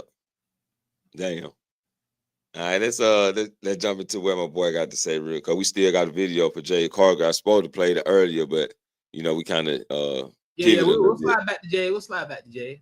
All right, let's see what Jacob got to say. Ooh, Jay Uso, big cousin, Mr. Yee Man, Mr. 25 Royal Rumble winner. Hey, big cousin, don't get this twisted. Let's just keep it 100. If there was anybody to bring back that title to the family, it's sure the hell wouldn't be your ass. What that Wilder? See, and that's the trick play. No, I was pretty much adding to what he was saying, but see, that's the trick play, right? Okay. And that's the thing is like, it's that doubt. Like, oh, you think I can't do this? But and you know what I'm saying? That was another like, shot, there right? has to be an insurance. Like, how do you know? So that's my thing. That's what I'm saying. Like, that's what I'm saying. Jacob could be the switching. He could be switching, and that's what I'm saying. Like, it's funny because my thing is this, right? And this is where I'll re-nick what I said a little bit earlier, or what Game Bread said early in the video, because I do believe somewhere down the line this is not gonna stick, right? The John Cena is gonna fall them with her. There's gonna be someone else that's gonna be behind John Cena that's gonna be picking behind them. So whoever is the second guy behind John Cena, other than Jay, is gonna be the guy that replaces John Cena, more likely so. Mm-hmm. Hey, even Melo said I would take that opportunity, and I can see Melo being predicted to be pushed to look like Mr. Stardom, look like Mr. Popularity, take all the things like that, young and new. I could see that. I don't know if that's going to be the case, but I can see that though. Yeah. But I can definitely see that as a new pick, a new pivot of a new guy, a new cat that takes the ring and takes it by storm and gets the high life status that The Rock is willing to give. I can see all of that for Carmelo if he were to get that opportunity. But going back to like just bloodline side of the story, and this is my whole point, I can see Jay in the midst of it all, especially dealing with Sammy, somewhere around the stick. Jay, he finds his conscience and he realized he fucked up and made a mistake.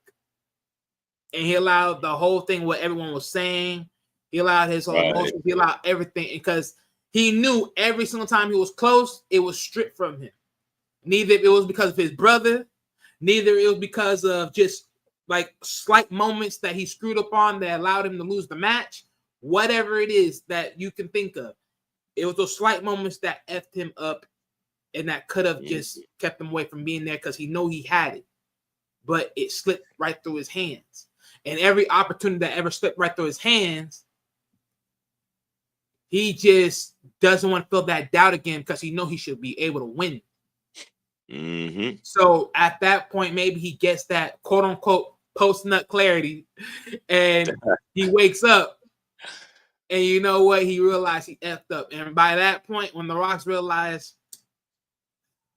I thought it would come to this, and then quote unquote Plan B, aka Plan Jacob, comes in and whoop that ass. Mm-hmm. Yes, sir. So it's, man, it got the story going many ways, man. It's definitely making me think a lot. It is. And think of it like this, right? This actually helps the Rock versus Roman warfare a little bit. Because at this point, Jay's going to lose out. Jacob is going to beat up on Jay Uso. and the whole Samoan Savages. I got a name for Jacob's leading cast team for Samoan Savages, right? And when that all comes down, guess what's gonna happen? This is where Solo comes back and protect his brother, because Solo got some beef with Jacob, and we already know they're selling the Jacob versus Solo feud eventually. So, it's gonna be that case. And let's remember one thing: no matter what y'all say about Solo Sikoa, Solo always cared about his brothers. Sure, he made a fucked up Jimmy and beat him up and sent him on the injuring tent. But remember one thing: Solo still cared about Jay the same way, as if he was his brother, no matter what. Sure, he was at a different pinnacle and short all this. But remember this. Remember, when Jay had his title shot against Braun Breaker, he still took that shot for him. Right. And pushed him out the way. He still cared about his brother. He still loved his brother. Don't ever get that shit twisted. Yep. Yeah, eventually they're going to link back up. I believe it's going to be pretty much how you said it's going to go. All in the end. This bloodline warfare is going to get nice. Hey, boy, I ain't gonna lie, boy. Hey, the Rock cookie, boy. Hey, this shit getting saucy out here. I loving it. Man, yeah, they in the kitchen whipping that shit up hard. What? Hey, look, for all y'all bloodline haters, man, the bloodline story just is the best thing out here, man. Fuck all the bullshit. It's an unlining story, but it's an unlining story that's still cooking and brewing. Yeah. But once it hit, once they get hot with it, it'll pick up, then it'll cool down. Yep. But every time it pick up, that shit be live. So let's get back into this. We got a couple more minutes on it. Oh, super kick right to top. He saw his cousin, Tribal Chief, go to the top, aligned with The Rock. So Jey Uso, he tired of being the second fiddle. He also tired of losing to Gunther. But you see, I don't see them turning him here. I don't see. At first, I thought maybe they do a double turn where we turn Jay heel and Gunther at face at the same time. But I don't think they're gonna execute it like that. I think we're gonna give Jey Uso his proper win, and the next night is when he turned heel, and we see the hug and embrace from him, John Cena, and The Rock. And I think that's gonna be enough to tick Roman Reigns all the way off. And we'll then get our feud with Roman and The Rock also, guys. So it's a lot of things to play. But again, the key factor and the key ingredient, the number one piece in this is Travis Scott. So you guys might ask, so how would you execute the Jey Uso? So I know he's about to talk about the execution part, but let's talk about what he just said at that moment, right? Because he said that in that moment, right, he said, there wouldn't be a double churn, right? You wouldn't churn Jay heel at that point. You wouldn't turn Gunther face. Nah, you want to get that proper win. Well, yeah, but my thing is, here's my thing, right? In any scenario at this point, there is no point where you really turn Gunther face. And the only reason why I say this is because, yes, there have been moments where Gunther feels like he's doubting himself. But the fact that he still has his ego where he's like, I stand by myself. I fight and defend this title by myself. I handle business by myself. Right. I stand to that. It's really tough to see Gunther just turn face off of that notion.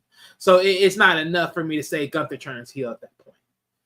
It has to be something else that goes intermixed. Like they may pull like one of those scenarios like, and because let's be honest, if Jay does go heel at that point, it doesn't really gives Gunther the reason to turn face because it actually just it just wouldn't work. That's too weak. It would have just encouraged his mindset saying, nah, bro, that's weak as hell. Jay going, yeah.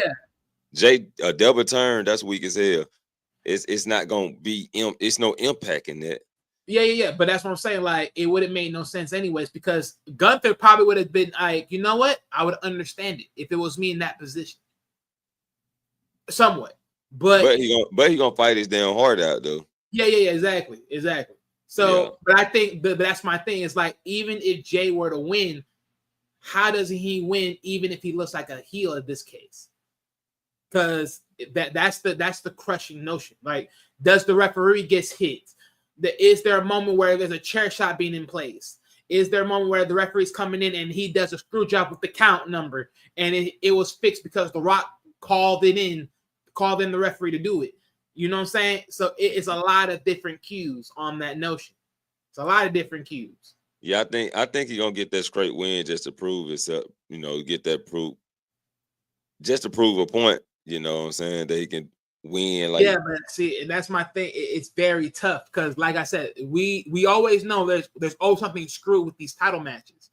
And granted, yes, we do want a straight up title match for Jade, but when you're talking about turning heel, at this point, forget wanting it clean because you ain't a face anyways. You gotta go heel, right? So forget the clean win. Yeah, I can see. That's what I'm saying. Like, if there's some shenanigans, right, with the referee getting hit and he's laid out, I'm not gonna be surprised if The Rock comes outside, calls in a referee, and then boom, the referee comes in. Or, God forbid, The Rock is at ringside for some apparent reason because he's seen his family there, right? He's talking his mess, and then he magically comes in as an official referee, and 1, 2, 3 counts against Gunther, raising Jey Uso's hand. We got to get that. We got to get that surprise attack. So, and that's what I'm saying. Like, this is very interesting. I can see the referee getting knocked out. Gunther probably grab a chair. He want to fuck. He's so hard on fucking Jey up. You know what I'm saying? That so that's what I'm saying. He fucked his opportunity up. Yeah, and then Jey super kick the chair into his face and get the win. But Jey Uso got to be the last person to come out to help Cody, only to turn on Cody. Like, that moment got it. So we can't have The Rock. Right. So that's what I'm saying. And that's what I'm saying. So yeah, you know what? You're right. So yeah, we got to keep him clean first because he's gonna be night one, obviously. So night one, keep him clean, and then when it's John Cena versus Cody Rhodes, then of course at that moment, clink clink, bing, super kick, boom, all that. He comes with the jacket and all, same again. Gotta make the kids cry, man. We gotta make the kids cry. Exactly. And the grown they hit an assassin. Who is this? And we got to get those face expressions. Jimmy Uso. You got to get the mouth drops. You know what I'm saying? We got to get them jaw like, no. Yeah, no, what is she doing? Jey Uso, what is she doing? We got to get that shit. Oh, yeah. So, yeah. It's, man. Yes, sir. It's gonna be rough, man. It's gonna be rough. Oh, it's good. And then they done fucked around and gave me them days off. Oh, man. Y'all know I'm gonna be cooking WrestleMania weekend, right? It's cook time. Down the wire, baby. We are down that wire. I am off WrestleMania weekend. Hopefully I ain't got to work that Friday so I can get it started Friday. And I can start on that SmackDown all the way to Raw. Yeah. But definitely. Like, he wins first clean, keep the nostalgia that he's faced, and the next thing you know, clink, clink, switch it, hit the kill switch. It's all down bad for Cody. Yes, sir. So yeah, it really looking. Jey Uso turning heel is looking real like upscale right now. As I dig deep into the video and I get to thinking, and then of course the shit CM Punk issued after Cody Rhodes, it's looking highly. Yeah. But let's knock the last couple minutes out. I ain't even clicking. So heel turn, simple guys. WrestleMania night 1, we get the Yeetlemania that we all anticipating, so it won't be on our mind. He beats Gunther fair and square.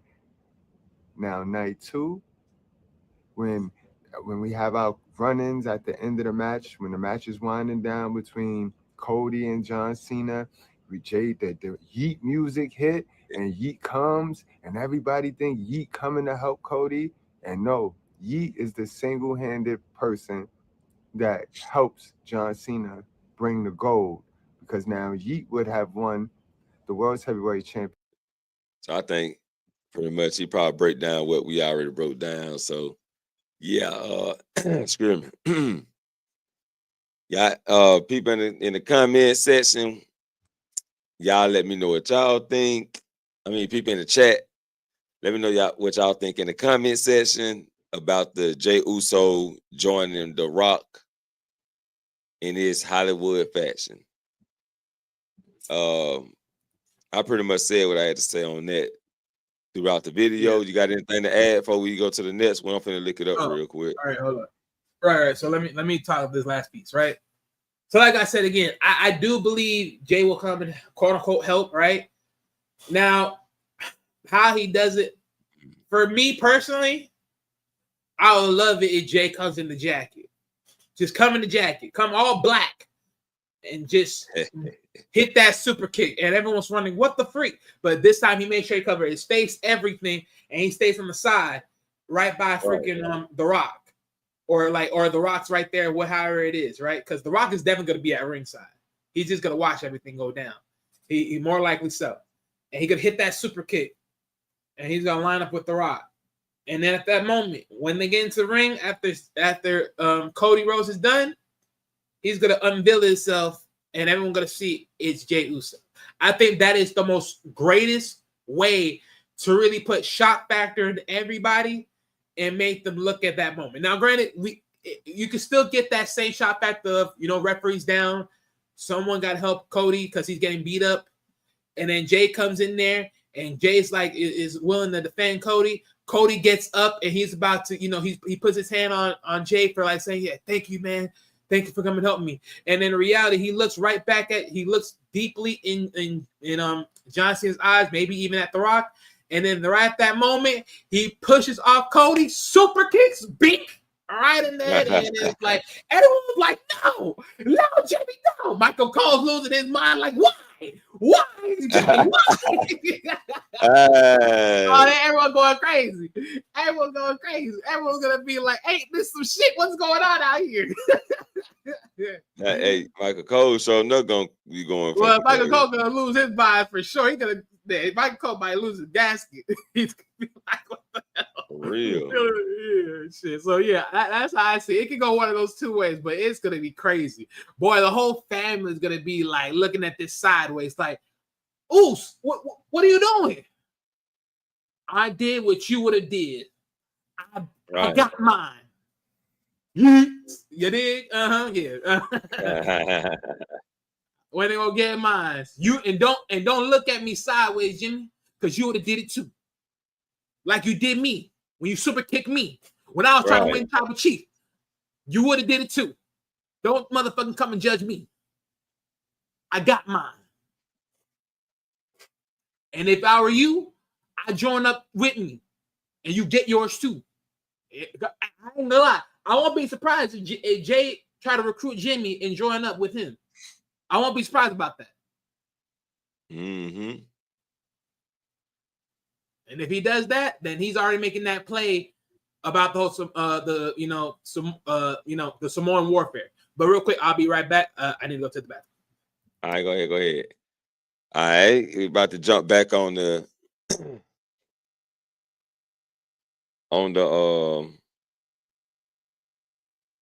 Jade Cargill situation. Y'all gotta excuse me. Y'all know I get discombobulated about this time, if y'all don't know already. But yeah, been up all day. But we finna get it done. We out here, you know what I'm saying? What am I name this one?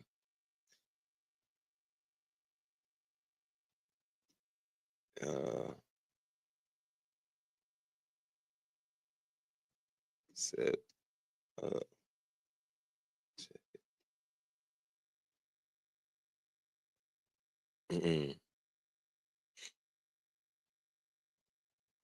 Okay. So this is Black Couch right here. This is, let me get a name straight. This is Black Couch Booking, right? So if you ain't subscribed, go there, subscribe. He do wrestling content too, and he kind of breaks stuff down to his degree. So he's saying the title for his video is "This Has just become the most interesting storyline for the women's division in WWE. And we're gonna see what he got to say. So let's see. Let me take my baby down real quick. Love you, Jen, baby. Let's hit it. That I, was craving for a long time. And there's been a lot of good things going on recently that made me get that feeling. And this right here, Naomi, man, the first video I ever made on this channel was how to book Naomi's return for the Royal Rumble. And I thought she should have won when she came back at the Royal Rumble. That didn't happen. But hey, man, we're in a good position now. Naomi did such a great job. Bianca Belair did such a great job. Jade Cargill is going to come out on top on this.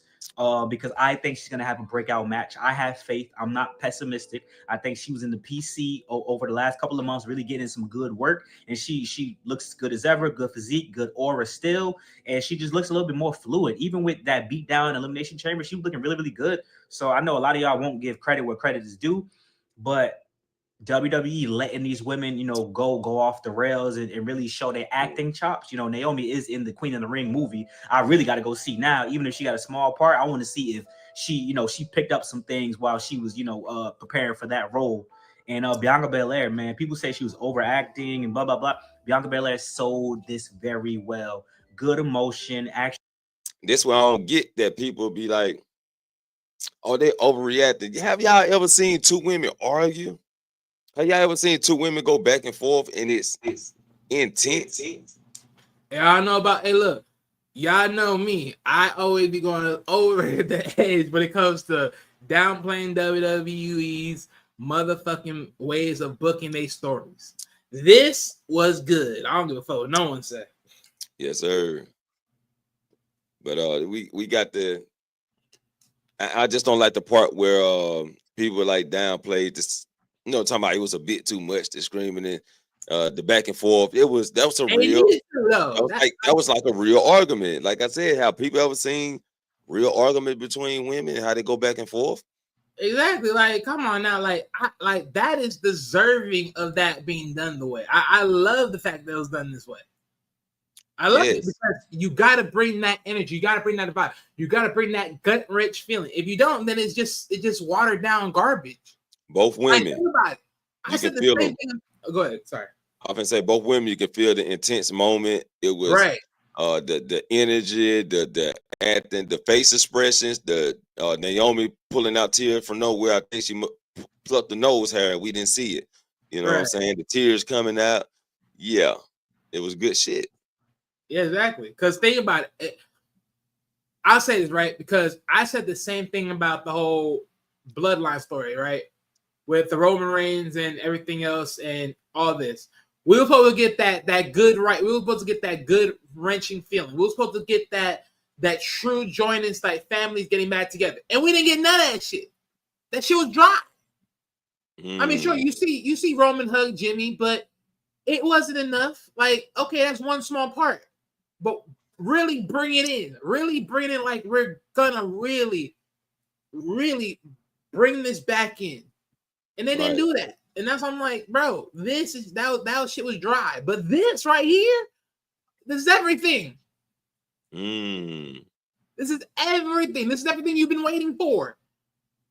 You can't sell stories with dry material. You gotta bring that, you gotta have that energy, that vibe. You have to, because if you don't, it doesn't give you that true, honest feeling of this going down. It's just like, man, fuck this shit. So those who spoke negative about that segment, y'all don't know shit. Y'all know a damn thing, man. Because think about it, bro. Think about it, right? I want everyone to think about this. Remember when Shawn Michaels versus Ric Flair? And if Ric Flair lose, that's his last match. Remember that emotional ass moment? Bro, it literally was raising everyone's hairs. The fact that Shawn Michaels looked at Ric Flair at that last gripping moment, how he was holding up his body. And he was like, I love you. And then he held them right after he hit that 1, 2, 3. That's impactful. If you didn't have that way, that shit was being trash. But it was perfect. Yes. Like, what are we talking about here? Emotion sells, people. The fuck we talking, man? Come on. Stop. I'm gonna be dark a little bit. I got to get that light out my eye. Oh, that shit kill him. I got shades on, still kill him. But yeah, let's get to it, man. Let's get to it because his video ain't too long, and it's about 7 in the morning. I swear I'm hungry than a motherfucker. But yeah, let's get it. Actually made you feel like you was watching a drama, because that's all WWE is. It's a soap drama with wrestling, with action. And I'm excited, man. This now I'm not exaggerating. Your takes are exaggerated. This is the most anticipated women's match on SmackDown. Charlotte Flair and Tiffany Stratton need something to up the ante. I have my own opinions on what needs to happen, but this is the marquee match on the SmackDown brand. Yep. See, now I'm right. See, same thing. This.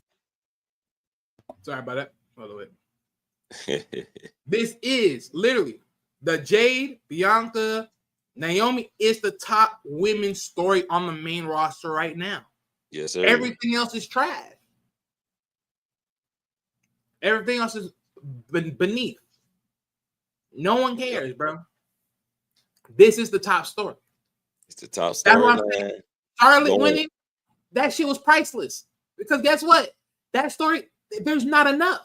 That's why I'm like, the fact that they changed the story and put Jay in, it made sense because they already built up on Jay with Gunther already. So they may as well keep that strangling. Plus, mostly because of Jay just being like targeted because most people don't believe in him anyways. It's already set in stone. But you bring Charlotte in, oh yeah, well, you know, Charlotte's our top girl. You know, she's our 4 horsewomen leader. You know, we're going to give her the reins. But you're going to give her the reins with a dry-ass storyline when it comes to her and freaking Tiffany Stratton? Really? Make that make sense. Literally, make it make sense. Come on, bro. Bad timing as hell. That shit dry. But let's see what he got anybody else. I want to hear what he got to say about the storylines. See, I want to know his opinion on it. But I think he was saying something about Bianca had something to do. Let's see, because I ain't hear it all. For the women, shoot, maybe even this is. I'm telling y'all, Cody Rhodes is technically a SmackDown guy, right? You got Cody Rhodes, John Cena, you got Naomi, Jade. Like SmackDown is starting to kick up, man. And listen, as far as the women's division goes, the most least talked about, the least thought about match is as of right now, Charlotte Flair, Tiffany Stratton, because even if it's just Bianca and Io, people will be invested in that. But I do think Rhea Ripley's gonna take a, put some way, shape, or form. Rhea Ripley's gonna be involved, perhaps. And I just think it's very ironic, right? See, let me tell y'all something, right? I'm gonna break the fourth wall. There's the dirt sheets. Most of the time, they're making stuff up for clicks, or they're getting false information fed to them by somebody in these wrestling companies, or these wrestling companies are feeding them information and they know it's false, but they're like, hey, bro, listen, you want to get clicks? Push this out, make sure it's getting circulated because it helps them build their story. Like, how funny is it that the day that Jade Cargill came back on SmackDown and she, Naomi cut the promo about how Jade been riding your coattails, she this, she that. An article comes out saying that Jade Cargill wasn't liked backstage on Raw and Shayna Baszler was about to beat her up. Like, who would feed that information? Number one. Number two, who would really know about that besides the top of the company and the individuals involved and the women's locker room? The women's locker room make enough money. They don't got to leak that to a dirt sheet. The top of the top might not want that to be leaked. This is actually something good to talk about. All right. Because I've been hearing the same story recently. And this is one thing I hate about a lot of people out here that do these clickbaited ass motherfucking videos or have this clickbaited ass motherfucking thumbnails on their videos talking about this or that or all these tragical deaths without actually naming the real person that's in the tragical death and all these other things, right? Look, I hate when people trying to sell like storylines that don't make no sense in the wrong timing. Oh yeah, I'm supposed to sit here and believe that Jade Cargill and Shayna Baszler don't like each other in the midst of it all, but yet you're mentioning this now in the middle of this storyline versus beforehand while she was active. Okay, that makes perfect sense. All right, fine. All right, Okay. Bad timing as hell. And then two, going back to what he said again, is like he's right. You look at all the other storylines, even with the whole Rhea and then the Io Sky swap, that's gonna even be more better than what's going on with Charlotte Flair and Tiffany Stratton. Because reality is, again, we're gonna see Rhea go heel. That's bigger news than this. That's bigger news than that match right now. Yeah. Because all Charlotte Flair is doing, she just playing it nice. She just keeping it clean. She's acting like a princess, like, oh, the world is mine, and all this other glamour. Same old shit. Let's just call it for what it is. It's a dry rub ass notion. But of course, all y'all motherfuckers believe that. Charlotte Flair in is the same shit. And that's why I can't get behind the damn 4 horsewomen in WWE. That shit, like, that's why I'm more voted for other women's in this. I'm for the Alexa Bliss. I'm for the Biancas. I'm for the outliners of the women division more than anything else, because this is just trash. Like, bro, you insert these motherfuckers in because they're your favorites, but in reality, they ain't shit. They don't bring no nerd. They don't bring that it. Even though you consider them D1s. Like, man, come on. Right. Oh, right. Dive back into that thing, man. Unless it's going to help them build a story. Like, and there are lower level people who don't know what's going on. They just work on shit unless they just walk past and they heard people arguing. So they definitely fed that to the dirt sheets. And whether or not it's true or not, it doesn't matter. They wanted that to get out, guys, just to help build the story up, because that's going to come into play one way, shape, or form. That's going to come into play. That will actually help Shayna Baszler will build something. Yeah. Because I will say this too, right? Let's say hypothetically this is true. Or they, some exec in WWE, they fed this to, certain people within YouTube that are amongst the wrestling community and all that. And they push this out, right? For them to help build the buzz on this, right? Yeah. Let me tell you why I say this is technically still good. One, this is going to help Jay's single run. This is actually going to help Jay's single run. Because let's be real, by the time she's done with Naomi, now you got to ask yourself, well, what Jay going to do now by herself? Mm-hmm. And now you're starting to build her up with those stories, those background stories with Shayna Baszler. Right. And this can help both women become pinnacle, like getting growth. Because now that Shayna is done with being, quote unquote, Pure Fusion Collective type of notion of tag team, right?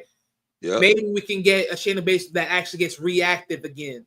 And this would help because now she's going against Jade, someone that is on the pinnacle of coming champion soon enough in this company anyways, and going against Bianca. So actually, as much as it may not make sense now, it is a good starter wrench to start up something because it's a workaround. Right. Long story. Yeah. Yes, sir. About the same thing I was thinking. Why would they bring it now? Because it's something for they throwing something in the pot so they can cook for later. Exactly. So they just mixing that thing up, and then they're letting it, work its magic as it grows. Because now people are going to already think to themselves, well, damn, this is some backdoor information. And since certain people are able to get the backdoor news, quote unquote, of what they're working on, they're going to be able to push this out and sell the backdoor notions of what they're planning on working in the future. Mm-hmm. So for those people that are able to push this video out, they're able to get the likes and the views on a way more grander scale and then get that reciprocity back. So yeah. Yep. So yeah, it's a win-win right here. Social media for you. Hey. Yeah. Interest, keep her as a heel, have her and Jade Cargill go at it because of that, and then that's to help build Jade Cargill up before she goes against Naomi, because I don't need to see her whoop Naomi's ass every week.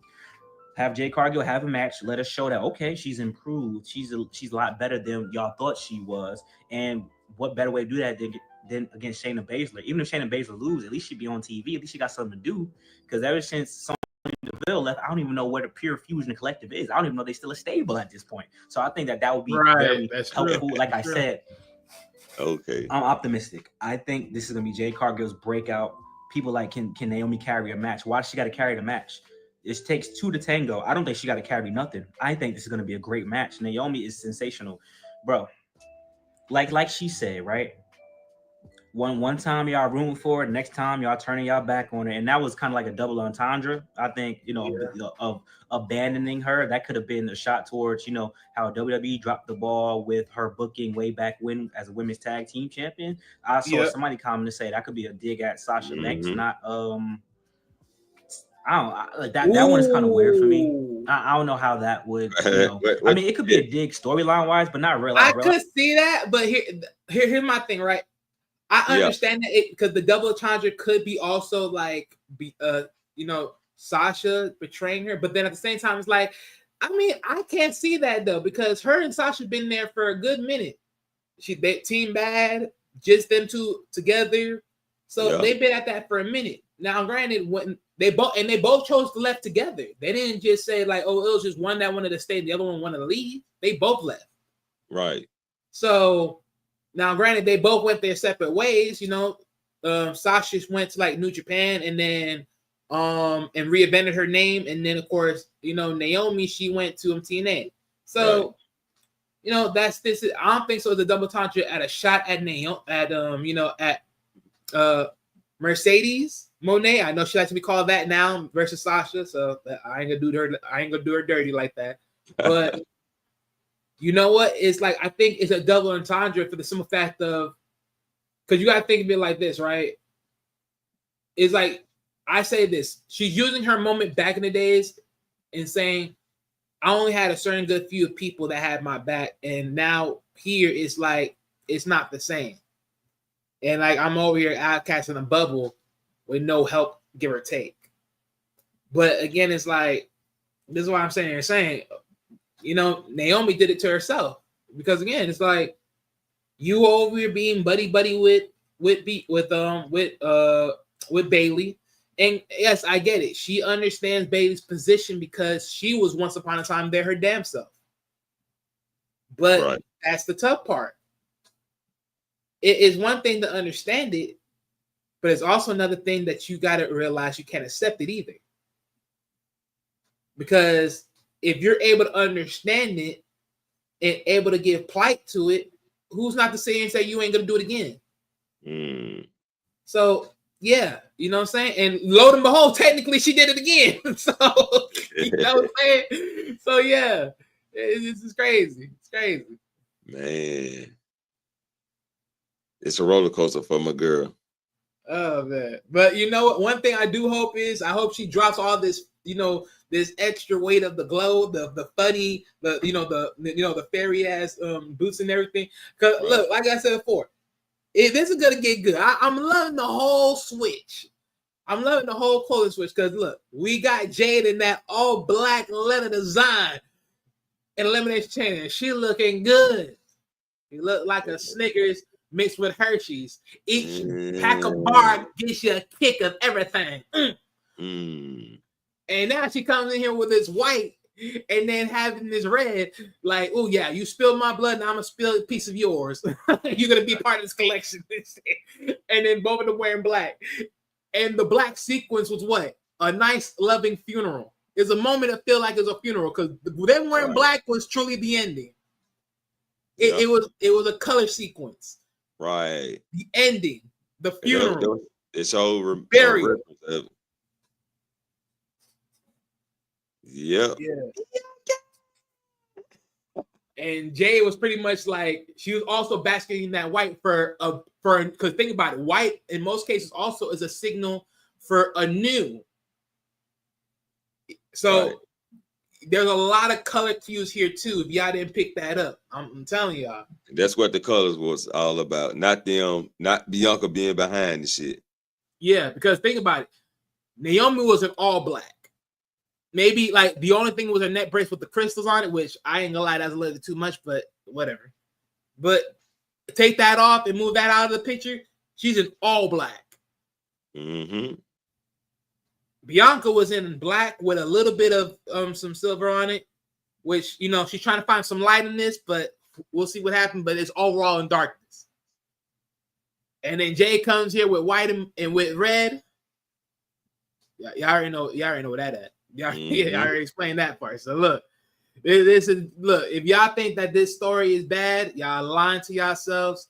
Y'all lying to yourselves. Y'all lying to yourselves. This is the first time in a long time I've agreed and loved what WWE has done so far with these stories. This is the best that they've done so far up to date, and I hope they keep it going. Because all the other stories were just piece of shit. I'm just glad I'm glad they're listening to us, and I'm glad they're not poisoning us with that garbage ass storylines that they did with Liv and all the other shits. Lord have mercy. Hey, appreciate that, Jen. Yeah, we diving deep into this thing. We be getting nutty with it. We trying to dissect this shit. Hey, for real.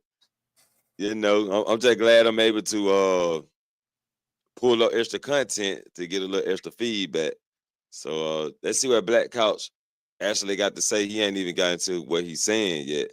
Yeah. So he just talking right now, but let's see exactly what he's trying to touch. What bases he's trying to touch.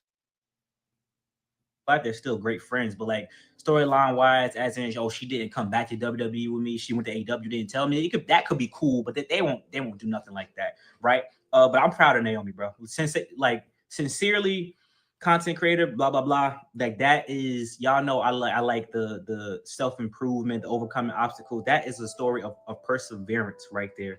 I'm talking about her being able to be in this moment. She's gonna be a marquee match on the WrestleMania card, and there's no title involved. Like that, like she just generated interest off of this promo alone, because we didn't know what direction it was gonna go in. A lot of people was still saying, hey, Naomi like hella confused, Bianca Belair didn't do it, and then now I don't need to speculate anymore. I'm fine with Naomi just being the one doing it. Bianca Belair don't have to have nothing to do with this. Focus on WrestleMania. I want to see her win at WrestleMania, whether it's a triple threat or one-on-one with Io Sky. I want to see Bianca Belair win. Focus on that. I am cool with moving forward. Let Naomi be team bad Naomi. Let Naomi be the heel. No more glow stuff. Come out. The gear don't got to be black. See that there it is. Let Naomi be her own. Let Naomi be her own person. I thought he was saying something about Bianca was the, but I guess. Well, no. I think you were just cleaning up those. Yeah, I must have heard. But it pretty much like you were saying before, like Naomi need to change, need to drop that glow character. She need to get into this dark mode. She need to bring that team bad type of entity back into the play and build on herself. Because you know what, in the grand scheme of it, he's right what he's talking about. Because again, when Naomi left, she had to go build herself. And when she go build herself in TNA, guess what? She came back like it was nothing, right? Yeah. So reciprocity. You went to go somewhere else. You proved that you could be who you are somewhere else. You came back, and hey, you know what I'm saying? It's like you just got to pull up that shot. And right now, this is that shot. Because again, just like how she mentioned earlier, because I mentioned this earlier in a video, you're saying Jade is milking off of Bianca, but last time I checked, you also milking off Bianca. Right. Because look at his whole feud. It is all wrapped around who? Bianca. Yep. It's all She's the common denominator. It's common, exactly. So everyone's milking off Bianca. Yep. So it's like it don't matter. But at the end of the day, it's all building y'all up to be more in the scenery, in the spotlight. And it's all good. It's all Gucci. Right. So Bianca didn't mind sharing the spotlight with y'all, but now it's Naomi really kicking it off. And I can see, like I was saying, let Naomi do her thing. And then Jade, you play the story out with Jade and Bianca, which shows jealousy, starts to show jealousy from Jade to start kicking their feud off. Right. Yes, sir. Let's continue. No more glow stuff, no more wigs, just straight up Naomi, straight up Trinity. I was saying that shit for so long. Just turn heel, get that glow shit away. But let's go though. That's how she should come out moving forward. No more change that theme song. You know what I'm saying? Yeah, that's what I want to see. And Naomi deserves to have this opportunity. She's been in for a long time. People like the Naomis, the Natalias, even all those people often start to overlook them. I made a video about this some time ago where a couple of people was turning on her, and I posted the comments, so you can't say I'm making shit up. People was like, because the way she wrestling, well, you know, the booty wrestling, the hip attacks, and all this blah blah. That thing heavy, boy. You know, like. I mean, yeah, but I mean, look, that's why I don't not like when she does the hit, like the booty attack. It's like, cause let's be real, I don't hear no one me motherfucking complaining when Jada Carter do that hip attack. So miss me. Right. I mean, that's becoming a common thing now. The women that got the heavy booty, the big booty, the rump shaker. They use it. You know what I'm saying? They either gonna do the Rikishi in the corner, right. they're gonna do it like when they toss you to the ropes, they're gonna use it as a different form of a clothesline. Right. Just hit you with their ass. You know. So I mean, it's becoming a common thing. So I don't know why they got a problem with Naomi doing it, and the shit just is out there now. It's simple because Naomi's I seen the Latinos do it, bro. The Latinos do it. All the underground wrestlers do it. Yeah, it's simple, man. It's because she's a woman, bro. That's how it is. And you already know the stigma on it is like, oh, I'm so tired of this woman in the twerking and all that other shit. You know how it all goes. It all boils down right back down to the same BS. Yeah, well, they need to start cheering for that long back attack then. Yeah, because that's all she moving is that back. Shit. Yeah, let's get it. Blah blah blah, and she just twerking on Nia Jax and all this. Now she about to show y'all. I thought it was a game. See, when she was having fun wrestling, it's an issue. So now when she gets serious, I want y'all to give me the issue. Who's gonna have a problem with this match? People, and that's my thing. I'm not gonna 3-minute squash. I don't think so. I don't think she's gonna squash. So why? No, I'm saying like that's my thing. It's like I know a lot of people may think, oh, this is not gonna be WrestleMania worthy, but personally, I think it is gonna be WrestleMania worthy. Oh yeah, this gonna be definitely WrestleMania, and then she finna get a chance. I believe her and Jay gonna put up a good match, even if I definitely do, because think about it. It's like, especially when you change your character and you change your demeanor, and especially at this tone, and you have to change certain things and certain cues. At this point, there is no more glow, right? It's dead. You have to now come with more darker and grittier, and because of that, you have to sort of change movements. You have to sort of change movesets. So you can't come with the same old stuff. No, you have to switch it up now. Now you got to make sure that impact hits.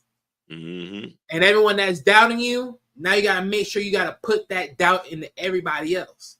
Mm-hmm. And let them know, like, okay, this you doubting me stuff, it ends here. I'm going to show you I'm about business. Right. So it is definitely going to be on something. And I can't wait till she go for one of the mid-card titles later this year. Yeah, that's going to be another key part to it too. Yeah. Mm-hmm. Let's get it. Watch Naomi. Naomi is she a multi-time SmackDown? How many times was she SmackDown Women's Champ, y'all? Somebody at least one or twice. 1 or 2 times. Twice, I think. With the twice. gold belt, I'm gonna check, but I think it's like 1 or twice. Or did she have 2 different? I gotta think about that. But anyway, SmackDown Women's Champion, Women's Tag Team Champion, TNA Knockouts. She has a resume. She has pedigree. And I think that would be a mistake. That would be a mistake. I did say real quick. It could be. So she's 2 times Women's Tag Team Champions. Of course, one with Bianca, and then one with Sasha Banks. She is a 3 times overall Women's Champion. Well, you can really say 4 times if you look at her overall career. But as far as the big times, of course, 1 time in TNA as the Knockouts champion, world champion, and 2 times as SmackDown's champion. So yeah. So yeah, that's her title ring right there. There it is. So she got some reins under her belt. Yeah, she definitely got it up. She's definitely more of the more quality, women's champions in the whole division so far. So let's not doubt Naomi. I believe she can do this shit. Yep. Especially with them acting skills she just gained. Oh, she finna be hell. Well, I expect her to get more catty and get more names. I expect her to get more catty for sure, though. Oh, I yeah. expect the same way how she coming. I expect that she got to punch this through. Yeah. She gonna. Hey, I'm just waiting on it. I can't wait till this fucking Friday and see what how they step it up a little bit. Hell yeah. Mm-hmm. That's Good. Let's see Oh, what more we this is get crazy, today. boy. This shit crazy. Possibility, yes, but it would be a better look for because people would turn on Jade Cargill. Jade Cargill is the face in the situation. Rather than doing that, just let them have a match. See what is possible. Let Jade Cargill do a new move that we've never seen her do, so people could be, oh wow, she has the strength. Let her bench press Naomi. Let her hit Naomi with some you know what I'm saying, throw her around a little bit, some suplexes, some German suplexes. Like, let her go crazy, but let Naomi, she's calculated, she's athletic. Let her jump over Jade Cargill. Let us see something that we haven't seen from Naomi as well, and maybe in some time. I mean, we've seen a lot of her matches, but you've seen what she just did with Nia Jax not too long ago. So Naomi can still put on a great match. Yeah. Like, She could definitely get some I more want weight. to know what y'all think, right? What's the best case scenario? Jade Cargill wins. Does she go on to get an opportunity for the women's mid-card belt against, maybe it's still Chelsea Green, maybe it's Piper Niven, maybe it's Alba Fire. Who knows, right? I think Jade Cargill as Women's United States Champion would be a good look moving forward at a SummerSlam or something like that. I don't need to see multiple matches between Jade Cargill and Naomi. That'll be a problem too if they if they keep them in a vortex together. Here's my only thing, right? Yeah. And this is why I say, because I know he's talking about like a mid-carder, like get her some workability in. And this is my thing. If she gets a mid-card title, then what that tells me is they're not going to push her until the next year after. Yep. Right? That's my main thing. Because here's my thing, right? Bianca gonna have the world title, and she's gonna be the big talk because of her title status. She is the top dog woman, whereas Jade is technically the underling because she's a mid card. Now, granted, do I think that Jade should get the United States? No, I think Jade should get the Intercontinental because again, Bianca's gonna be on Raw. So you want to bring Jade over to Raw and work her way there. In the same sense, because technically they're still quote unquote good friends, right? Right. So you want to keep that. You want to keep that build up still rising. So you're gonna let her get the IC title, which makes perfect sense because right, everyone knows the IC title is the walk up title towards the world title. So you're gonna make that. You're gonna make that work. And I think it would make more sense for Naomi. Naomi to get the United States on SmackDown. Because at least with her, she has never touched the mid-card title. She's touched the main card title. I mean, the main one. She touched the women's world title. But now getting the main card title to round it out would be perfect for her at that point. So it makes perfect sense. Ain't nobody fucking with her in the mid-card area. Right. So it makes perfect sense at that point. And plus, if she does, if like you said before, if Jakar Jackson and Lash Legend do partner up with her, then that makes her even more top. Just to get in there overall. So that is just more clean sweep. Yes, sir. And that's gonna be I just can't wait till they got there and get the story over with, so I can see how the end go and see what I read. My main focus is seeing how they're gonna move both characters after the feud. Yeah, but one thing's for sure though is I don't really want to see like he said, like black couch booking is saying right here. I don't think so. We need to see a whole lot of Jade versus Naomi after WrestleMania. Right. I think once after WrestleMania is a clean off book, is a done deal. I mean, you're gonna see tits and tangents, but not a whole big slew of it. And I think pretty much I said before, I'd rather bring Naomi to Raw because I need her to keep poking and provoking as much as possible when the story does work its way up. But again, I would agree, though, I don't want to see them interact with each other so much either And especially if they're both going for the mid-card title, then they're always going to be right around each other, and that's going to be too much. I don't want really to take that. So it's like, I Right. need that. All right. Honestly, I don't think they need to face each other until WrestleMania. Like I said, Jade Cargill, Shayna Baszler, Naomi versus whoever's on Jade Cargill. If Jade Cargill got some more friends, because that could be the story. Like, she's the face, but nobody likes her. Everybody blah blah blah. There's somebody like a B-Fab, a Mia Yim, they rocking with her, and then Naomi, got to go against them, take them out. I think that would be a good look as well. Ooh. Leading into it, they can have the promo battle. What you cooking, man? Hold up. Oh, he sparked something in my mind. Hold up. What's that cooking? Oh, I love it. You see, he did the right thing. He said the right thing. He said the right thing. Bringing in B-Fab. You know what? I ain't gonna lie. Now, granted, B-Fab is, she's neither not connected or is connected with, the Street Profits every now and then. But when she's by herself or in sort of situations connected to Michin, she connected to Michin on that side too. But you know what? I ain't gonna lie. B-Fab, she's a rookie. And she's lucky enough to be a main card rookie doing her thing versus being in NXT building up her thing, right? Mm-hmm. But one thing's for sure, if she can join up with Jade, that actually would be nice in some ways. I can see this. Because that actually helped it out. Because again, you got to think about it, right? Because now, guess what? Because you need someone to take the steam off of Jade, right? And make Jade look good. And I think B-Fab makes Jade look good because at the same time now, B-Fab, in a sense, is milking off of Jade's success.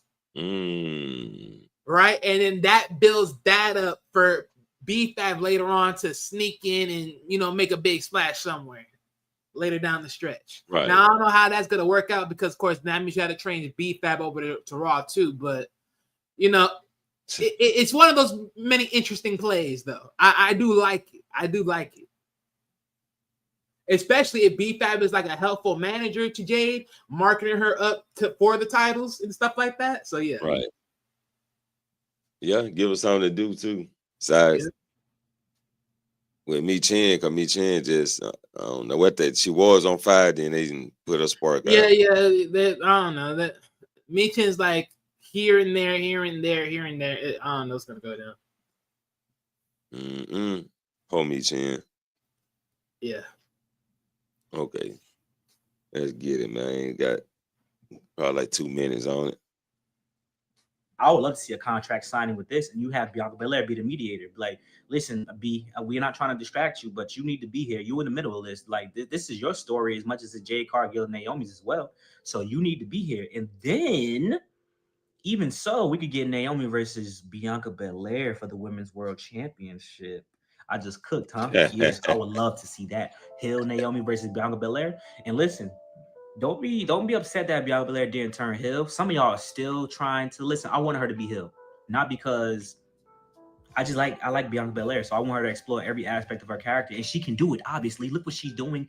If she can do work with what she's doing right now, she can do great heel work as well. But that's fine. Facts. Because she sold the cues. I'm all right with that. So let's run it up. Like, Bianca definitely showed the cue that she can go heel. So let's not get that twisted. Because look, like even like if you guys remember like the Royal Rumble, like when both her and Naomi were in the Royal Rumble, and Naomi was hugging up on Grace, and Bianca was like, "What you doing? Right, we trying to win." Snatch that about her hair. Exactly, like, girl, what you doing? We trying to win here. Get focused. That's it. Yeah, and that so, shit was true. But even in certain cues, like again, like when Bianca be so close of getting titles or getting moments like she should have won, and it gets snatched away from her, she can definitely snap. Like Bianca can definitely get into that mode and snap, and she would be definitely good for it. So yeah, definitely. Like I know people may feel some type of way about Bianca not flipping, but honestly, at this point, Bianca's probably the main person that, in a lot of ways, y'all gotta understand this, right? In this storyline, Bianca really, without doing too much other than the emotional stability, really generated a lot from this. Like, don't get that twisted. Don't let that go over your head. She really benefited a lot from this because you got to think about it. When she wins that title, it's gonna be an emotional roller coaster ride because she's been fighting tooth and nail to get back to that title. I want y'all to think about that. She's been fighting tooth and nail to get back to that top. She's been fighting tooth and nail. So with all this going on, with all the backstabbing, the friendships, you know, someone biting off of someone else's coattails and everything else, this is still good for Bianca at the end of the day. Because when it all gets set in motion and that title gets back into her hands, it is what it is. Because it's all going to be good. But the thing is, what I find funny is, that, you know, I'll say this even to make it even more greater, funnier, right? Because I said this in my video, like, you know, Naomi will say, oh, yeah, we're going to be called the big three. I really said it was the big two, but you know what? No, now technically it is the big three because they milking off of this shit. All three of them winning, regardless whoever loses. All three of them winning. Yes, sir. All three of them winning. They killed. Damn, screw me. Yeah, they killing this shit right now. Yeah. Right now. Let's see if they can keep that shit going, though. They need to keep the motherfucking flames burning. Super hot. Hey, blade it up even more. Turn this shit to California. Yeah. But let's hit it. Oh no, I mean, no offense, California. Shouts out to California and shit. Yeah. But yeah, it's a joke. It's just a joke. Just a small joke. Okay. Don't take that personal. You know, we just, you know, add it for entertainment purposes. Yeah. Don't take it to personal people. Entertainment purposes only. But, let's get it. If he does win at WrestleMania, that's not a bad idea. I just don't know. Like, it's just, like I said, us as fans, we know too much now. It's just that, you know, Jade Cargill got to get that win back.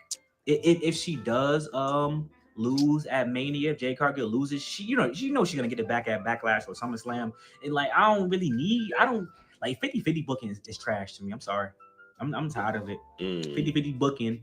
They've been doing lately, it's been 50-50 booking, and then they won't do the game 7, the game like I hear what you're saying. Because and that's what I'm saying too, because the Andrade and Melo, that they yanked that so long to the point that it was just not enough. It wasn't worth it. Even if you think about it in the sense of even like Braun Breaker with Sheamus, and then even Gunther's buddy teammate, you know, it's like they're milking it so much to the point like it got to end eventually, dog. It got to end eventually. They're like, we got the beginning, but there got to be an ending. And usually that's why you like to keep it at 3. And if you're gonna do like multiple runs, fine, do multiple runs, but do multiple runs but give it time. Build it over time. Don't be doing it so fast in a small increment, and it ain't worth shit. Every damn week. Yeah, like that shit was trash. Yeah, that killed the fun out the shit. Exactly. So yeah, it ain't sexy, man. That ain't sexy. Damn. All right, we got about a minute on this motherfucker. Example, Jada Parker, Lola Vice, they never had the third match. Like, you know what I'm saying? I don't need stuff like that. Right this second, I'm cool off of that. Like, just beat her, move on. If Naomi wins, move on and get a title shot at Bianca Belair. You still got a good story to tell, and that could be Bianca Belair's first feud. That would be fire. Jade Cargill wins. Hey, now I'm focused on getting my championship and earning my respect, and I'll take out whoever in my way. I'll take them out. Or you could do Jade. He said Bianca versus Naomi, but Naomi on SmackDown. Bianca wins. See, that's what I'm trying to tell you, dog. You would have to throw her in Raw in the mix, and that's what I'm trying to tell you. Someone had to keep her in, even if you don't want to. See, that's what I'm saying. That's what I'm saying. Those tangents. There's multiple dynamics here. Them tangents. But then again, we don't know how WWE is going to play it out by the next year. We don't know if it's going to be split brands or we're going to be co-op brands. Yeah, they still ain't made their mind. But then you still can get Naomi. We can get Naomi in the bank now. Hey, right. You're right. You're Naomi, right. You just provoked me. You just provoked me. Bro, what, man, who really, besides Jade Cargill, is next in line to win Money in the Bank? You're right. But you know what? Naomi You pretty much just up for grabs. right. But you know what? You just provoked it in my mind. Mhm. If Naomi wins Money in the Bank, Bianca's world champion, Jade works neither Royal Rumble or Elimination Chamber to get the shot. Bro, it's gonna be a triple threat. It's gonna be a triple threat match. She's gonna insert herself in, bro. Ain't no way, nigga. They all win, bro. They all win. They all win. They Jade all win. Jade mess around and bit boot Bianca and cost her the title. I don't know, man. That's it. Everybody just It's mad a at each win-win other. scenario. Think about Yeah. it. Bianca's still world champion. Jade may go out there and go win Royal Rumble. I think it's the best. I think it's the better one, right? Go win Royal Rumble. Right, you came in here in WWE through the Royal Rumble. Now you win your first Royal Rumble. Right. Now you picking Bianca. Now Naomi got Money in the Bank. She gonna cash in Money in the Bank because now she's like, see, I told you. She's a snake. She was trying to ride off of your coattails. It's poetry motion. It's poetry motion. And that shit gonna come back and play. Oh yeah, so yeah, this is gonna be come back and saucy, play. boy. This is gonna be saucy. What you said? What you say? Naomi said, she don't understand it right now. Yeah, but you will. You don't understand. Yeah, you just don't understand it. I did it for you, but you don't understand it yet. Yep. Hey, this shit gonna get. It's gonna get. Oh man, yeah, this shit gonna be. Shit, if she win Money in the Bank, we can definitely see where it'll be going. Yep. Because think about it, right? Just like how Naomi said it. I did it for you. You just don't understand this yet. And guess what? Jay goes out there and wins Royal Rumble. Bianca's still world champion. Jay got somebody to pick after winning Royal Rumble. She gonna say she's gonna pick the best of the best. The best. She'll pick the number one. And she picks Bianca. But why? Why pick your best friend? Because Ex-best friend. Exactly, ex-best friend. Because that's gonna be the play. That's gonna be the storyline play, right? Because everyone's starting to milk the same response. You wouldn't be nothing without Naomi. You wouldn't be nothing without Bianca. You ain't that it factor like Bianca is. You're not the top crop women's champion out here. So she has to beat Bianca to be that. And now she's allowing her ego to sell out her so-called best friend. And from that point, that's where Naomi comes into play and be like, CB, I try to tell you. She don't love you like I did. Yeah, it's gonna play a part when Jay gonna show her true colors. Yeah. So the big three is really the big winning. You dig? The big storyline. Yeah. Long storyteller, goddamn it took too damn long, but we here now. Oh yeah, we here now. This shit ain't even finished. It ain't finished. So yeah, it technically ain't finished. See, boy, hey, look, like I said, the top story in the women's division right now, period. The top story. And boy, if this milks the way it keeps on milking, bro, this is gonna be right there with the freaking bloodline story, bro. It's gonna be right there. Pretty much. And for all of y'all out there, I ain't gonna lie, I'm gonna put this out there, right? I know people were calling out Triple H for this whole, quote unquote conspiracy. Technically now, if this works out the way we all think it is, no more conspiracy, because you got three black women on top with the biggest story right now, period. So you can't say nothing else now if this all plays out right. Right. She got to play out. Yes, sir. But they're on top, though. I'm loving it for all three of them. Yeah, shit. Yeah. That's all. Let's finish this little last piece off real quick. See what he had to say at the end. Jade versus Charlotte Flair. If Charlotte Flair beats Tiffany Stratton, do Jade versus Charlotte Flair at SummerSlam. Jade don't have to win. You know what I'm saying? That would be a good shot, but she don't have to win, but that still builds her profile, her pedigree. LA Knight's pedigree was built up because he had a championship match. You know what I'm saying? For the for the WWE championship at the time. So he's had matches like that. You know what I'm saying? You want to build Jade Cargill up, she has the aura, she's a star, bro. Just look at her. She's a star. Exactly. So build her up, help her out, and let's get the ball rolling. The women's division we can really do something very interesting. You know what I'm saying? I think the women's division is in good shape. The Mia, I'm not trying to go all over the place. The Mia Yim thing, I already talked about it in a short. That kind of rubbed me the wrong way, but it is what it is. But y'all let me know what y'all think, man. Like, comment, subscribe. Thank you for love, support as always, man. I appreciate you guys. That was it. Okay. Yeah. Hey, man, much support to Black Couch Bookies, man. You on point right here with the story, man. Yeah. Also, Game Bread Wrestling too. You know, shout out to you for your part in the game. Good bread wrestling. Yeah, but both of them very interesting, like playbooks of storytelling. You know what I'm saying? Like very interesting across the board for sure. So look, all of this is all good, man. I'm loving it all. It's all working in the right direction. Yes, sir. It's all viable. It's all viable. So I'm loving it, man. I'm loving it. So we got good stories going. Other stories still cooking because we still got the Randy Orton and Kevin Owens situation going. The Kevin Cross, it's building slowly for slowly. The New Day, I don't know what the fuck they doing, but they doing something. Oh shit, they gotta stop being goofballs, man, and take it a little bit more serious, like the Street Profits doing. Yeah, I told you. I told you. I didn't love that shit. I know. I didn't even make a story about that shit yet. I'm like, man, it's too late. I'm like, screw it. I'm not even gonna touch it no more. But right. It's all good. I still don't. I still don't buy that shit. That shit was still trash to me.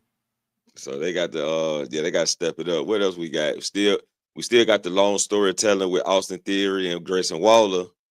That shit's so dry. Honestly.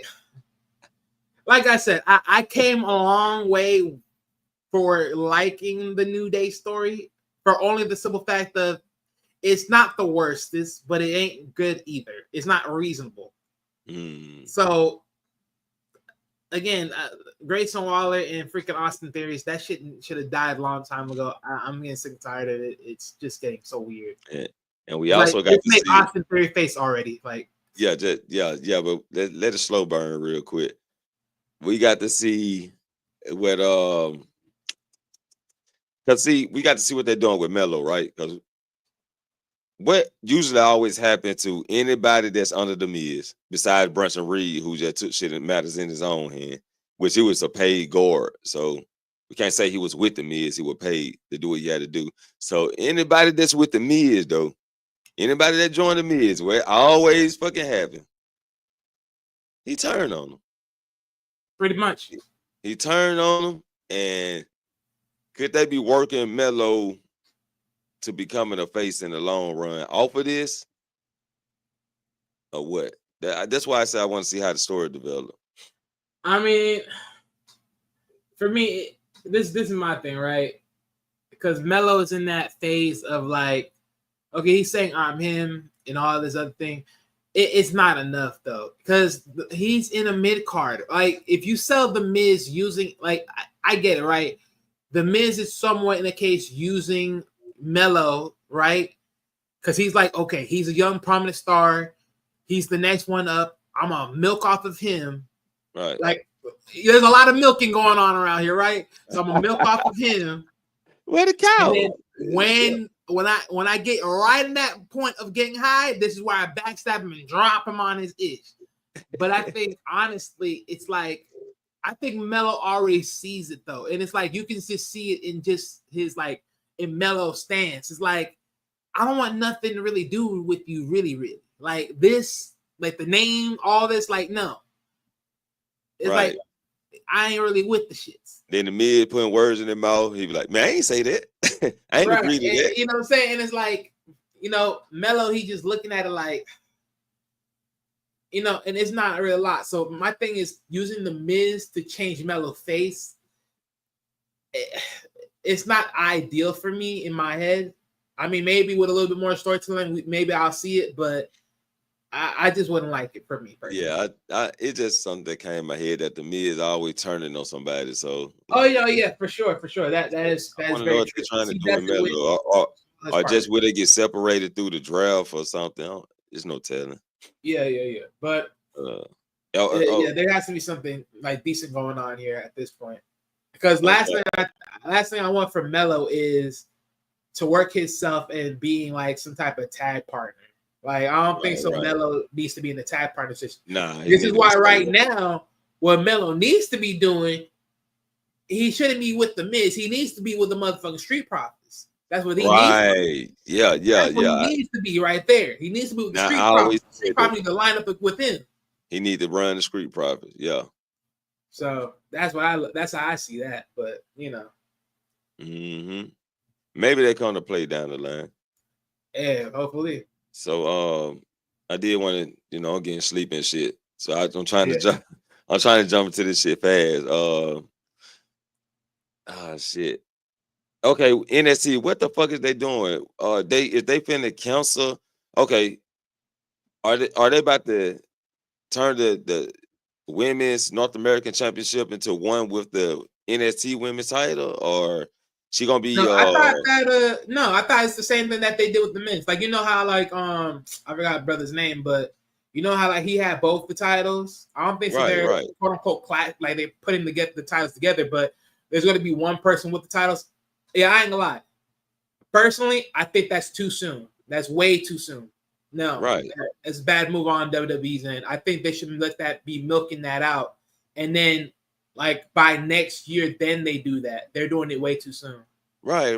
With but I this is what I think gonna happen. Right. Let's just call it spade for spade. Mm-hmm. Jordan Grace already looking, like shit. I don't know which title I'm going for. So I think she may interfere in the match. They already saying Julia is injured, right? She dealing with some type of injury.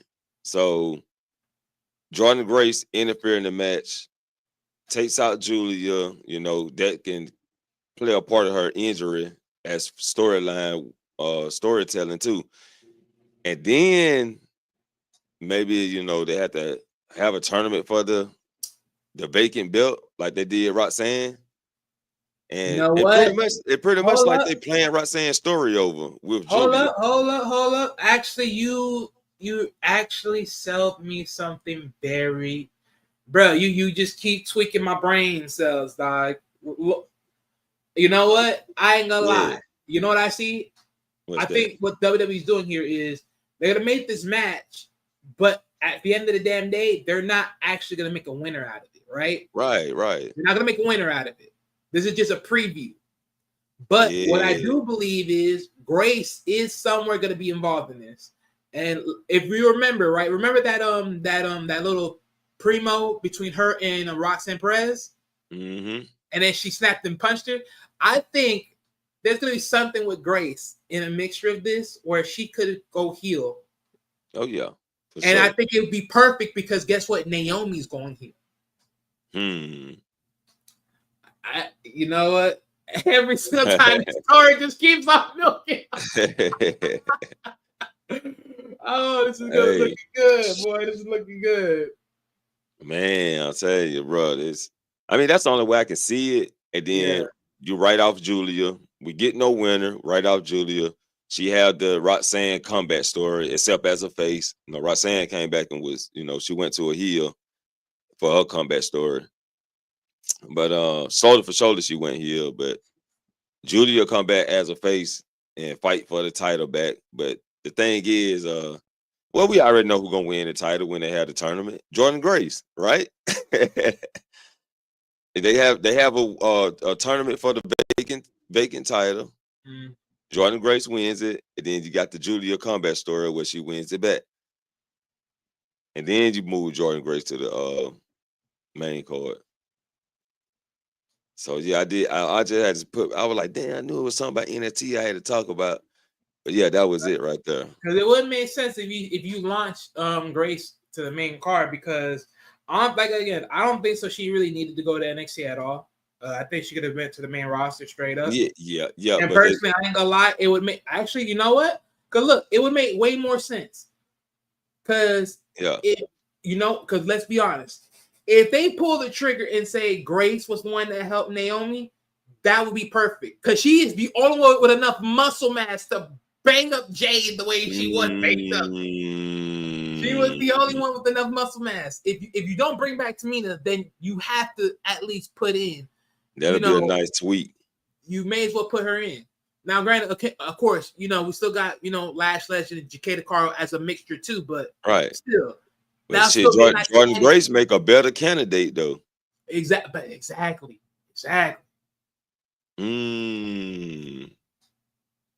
I can. Hey, that. Damn. Trying to tell you. Tweak it. Oh man. I think I'm burned out, man. I'm discombobulated, man. I get discombobulated at the time, shit. Playing the game, I be discombobulated. I can't see shit. But hell yeah, man. This shit good. This some good shit, man. It's some good shit going on. And WWE gave it to you. Y'all know what time. Well, nah, y'all don't, because this new to this main event. But WWE giving it to you, and we just gave it to you. We gave y'all some of that good cocaine. Did they give us that cocaine? Did they give us that cocaine? Cocaine. Cocaine. Woo. Oh man, that was some good shit right there.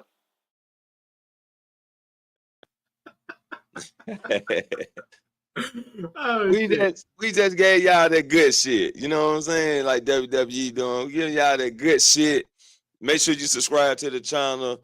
Make sure you also push the goddamn like button, because it ain't hard to do. Push the button. Come on, push the button. Come on, push the button. Yeah, come on, push your button. Push the goddamn button. Push the goddamn button. You heard what she said.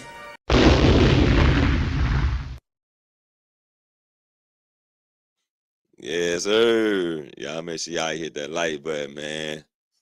Yeah, man, there was some good debate. Well, not debating, but some good expressions on the topics on hand, right? Elaboration on the topics, and some good fantasy booking tonight. You know what I'm saying? Looking forward to things, man. Why you got any last words for the night? Hey, look, man. Let's just see where it goes, man. Everything is coming into play.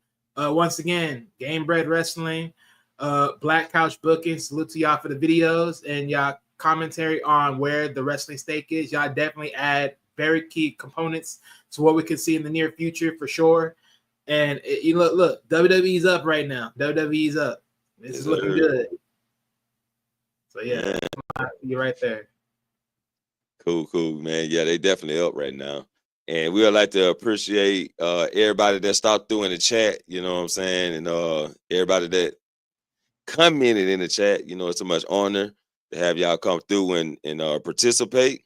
Yeah, truly. Much love to y'all, man. Thank you. And shouts out to y'all, very appreciated. And we're about to be up out this thing, man. This is the most unhinged wrestling podcast on YouTube. Yeah, it is. I be and that was a good one, though. That was good. Right on time. Right on time. Yeah, right on time. Sure. So I be the main event. This is my co-host Wiley. Yeah. Yeah, we'll catch y'all in the next main event. Peace. He was a normal man who heard voices in his head. He was a normal man who ran from his demons.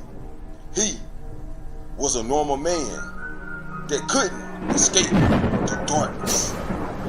Till one day, he was left to die.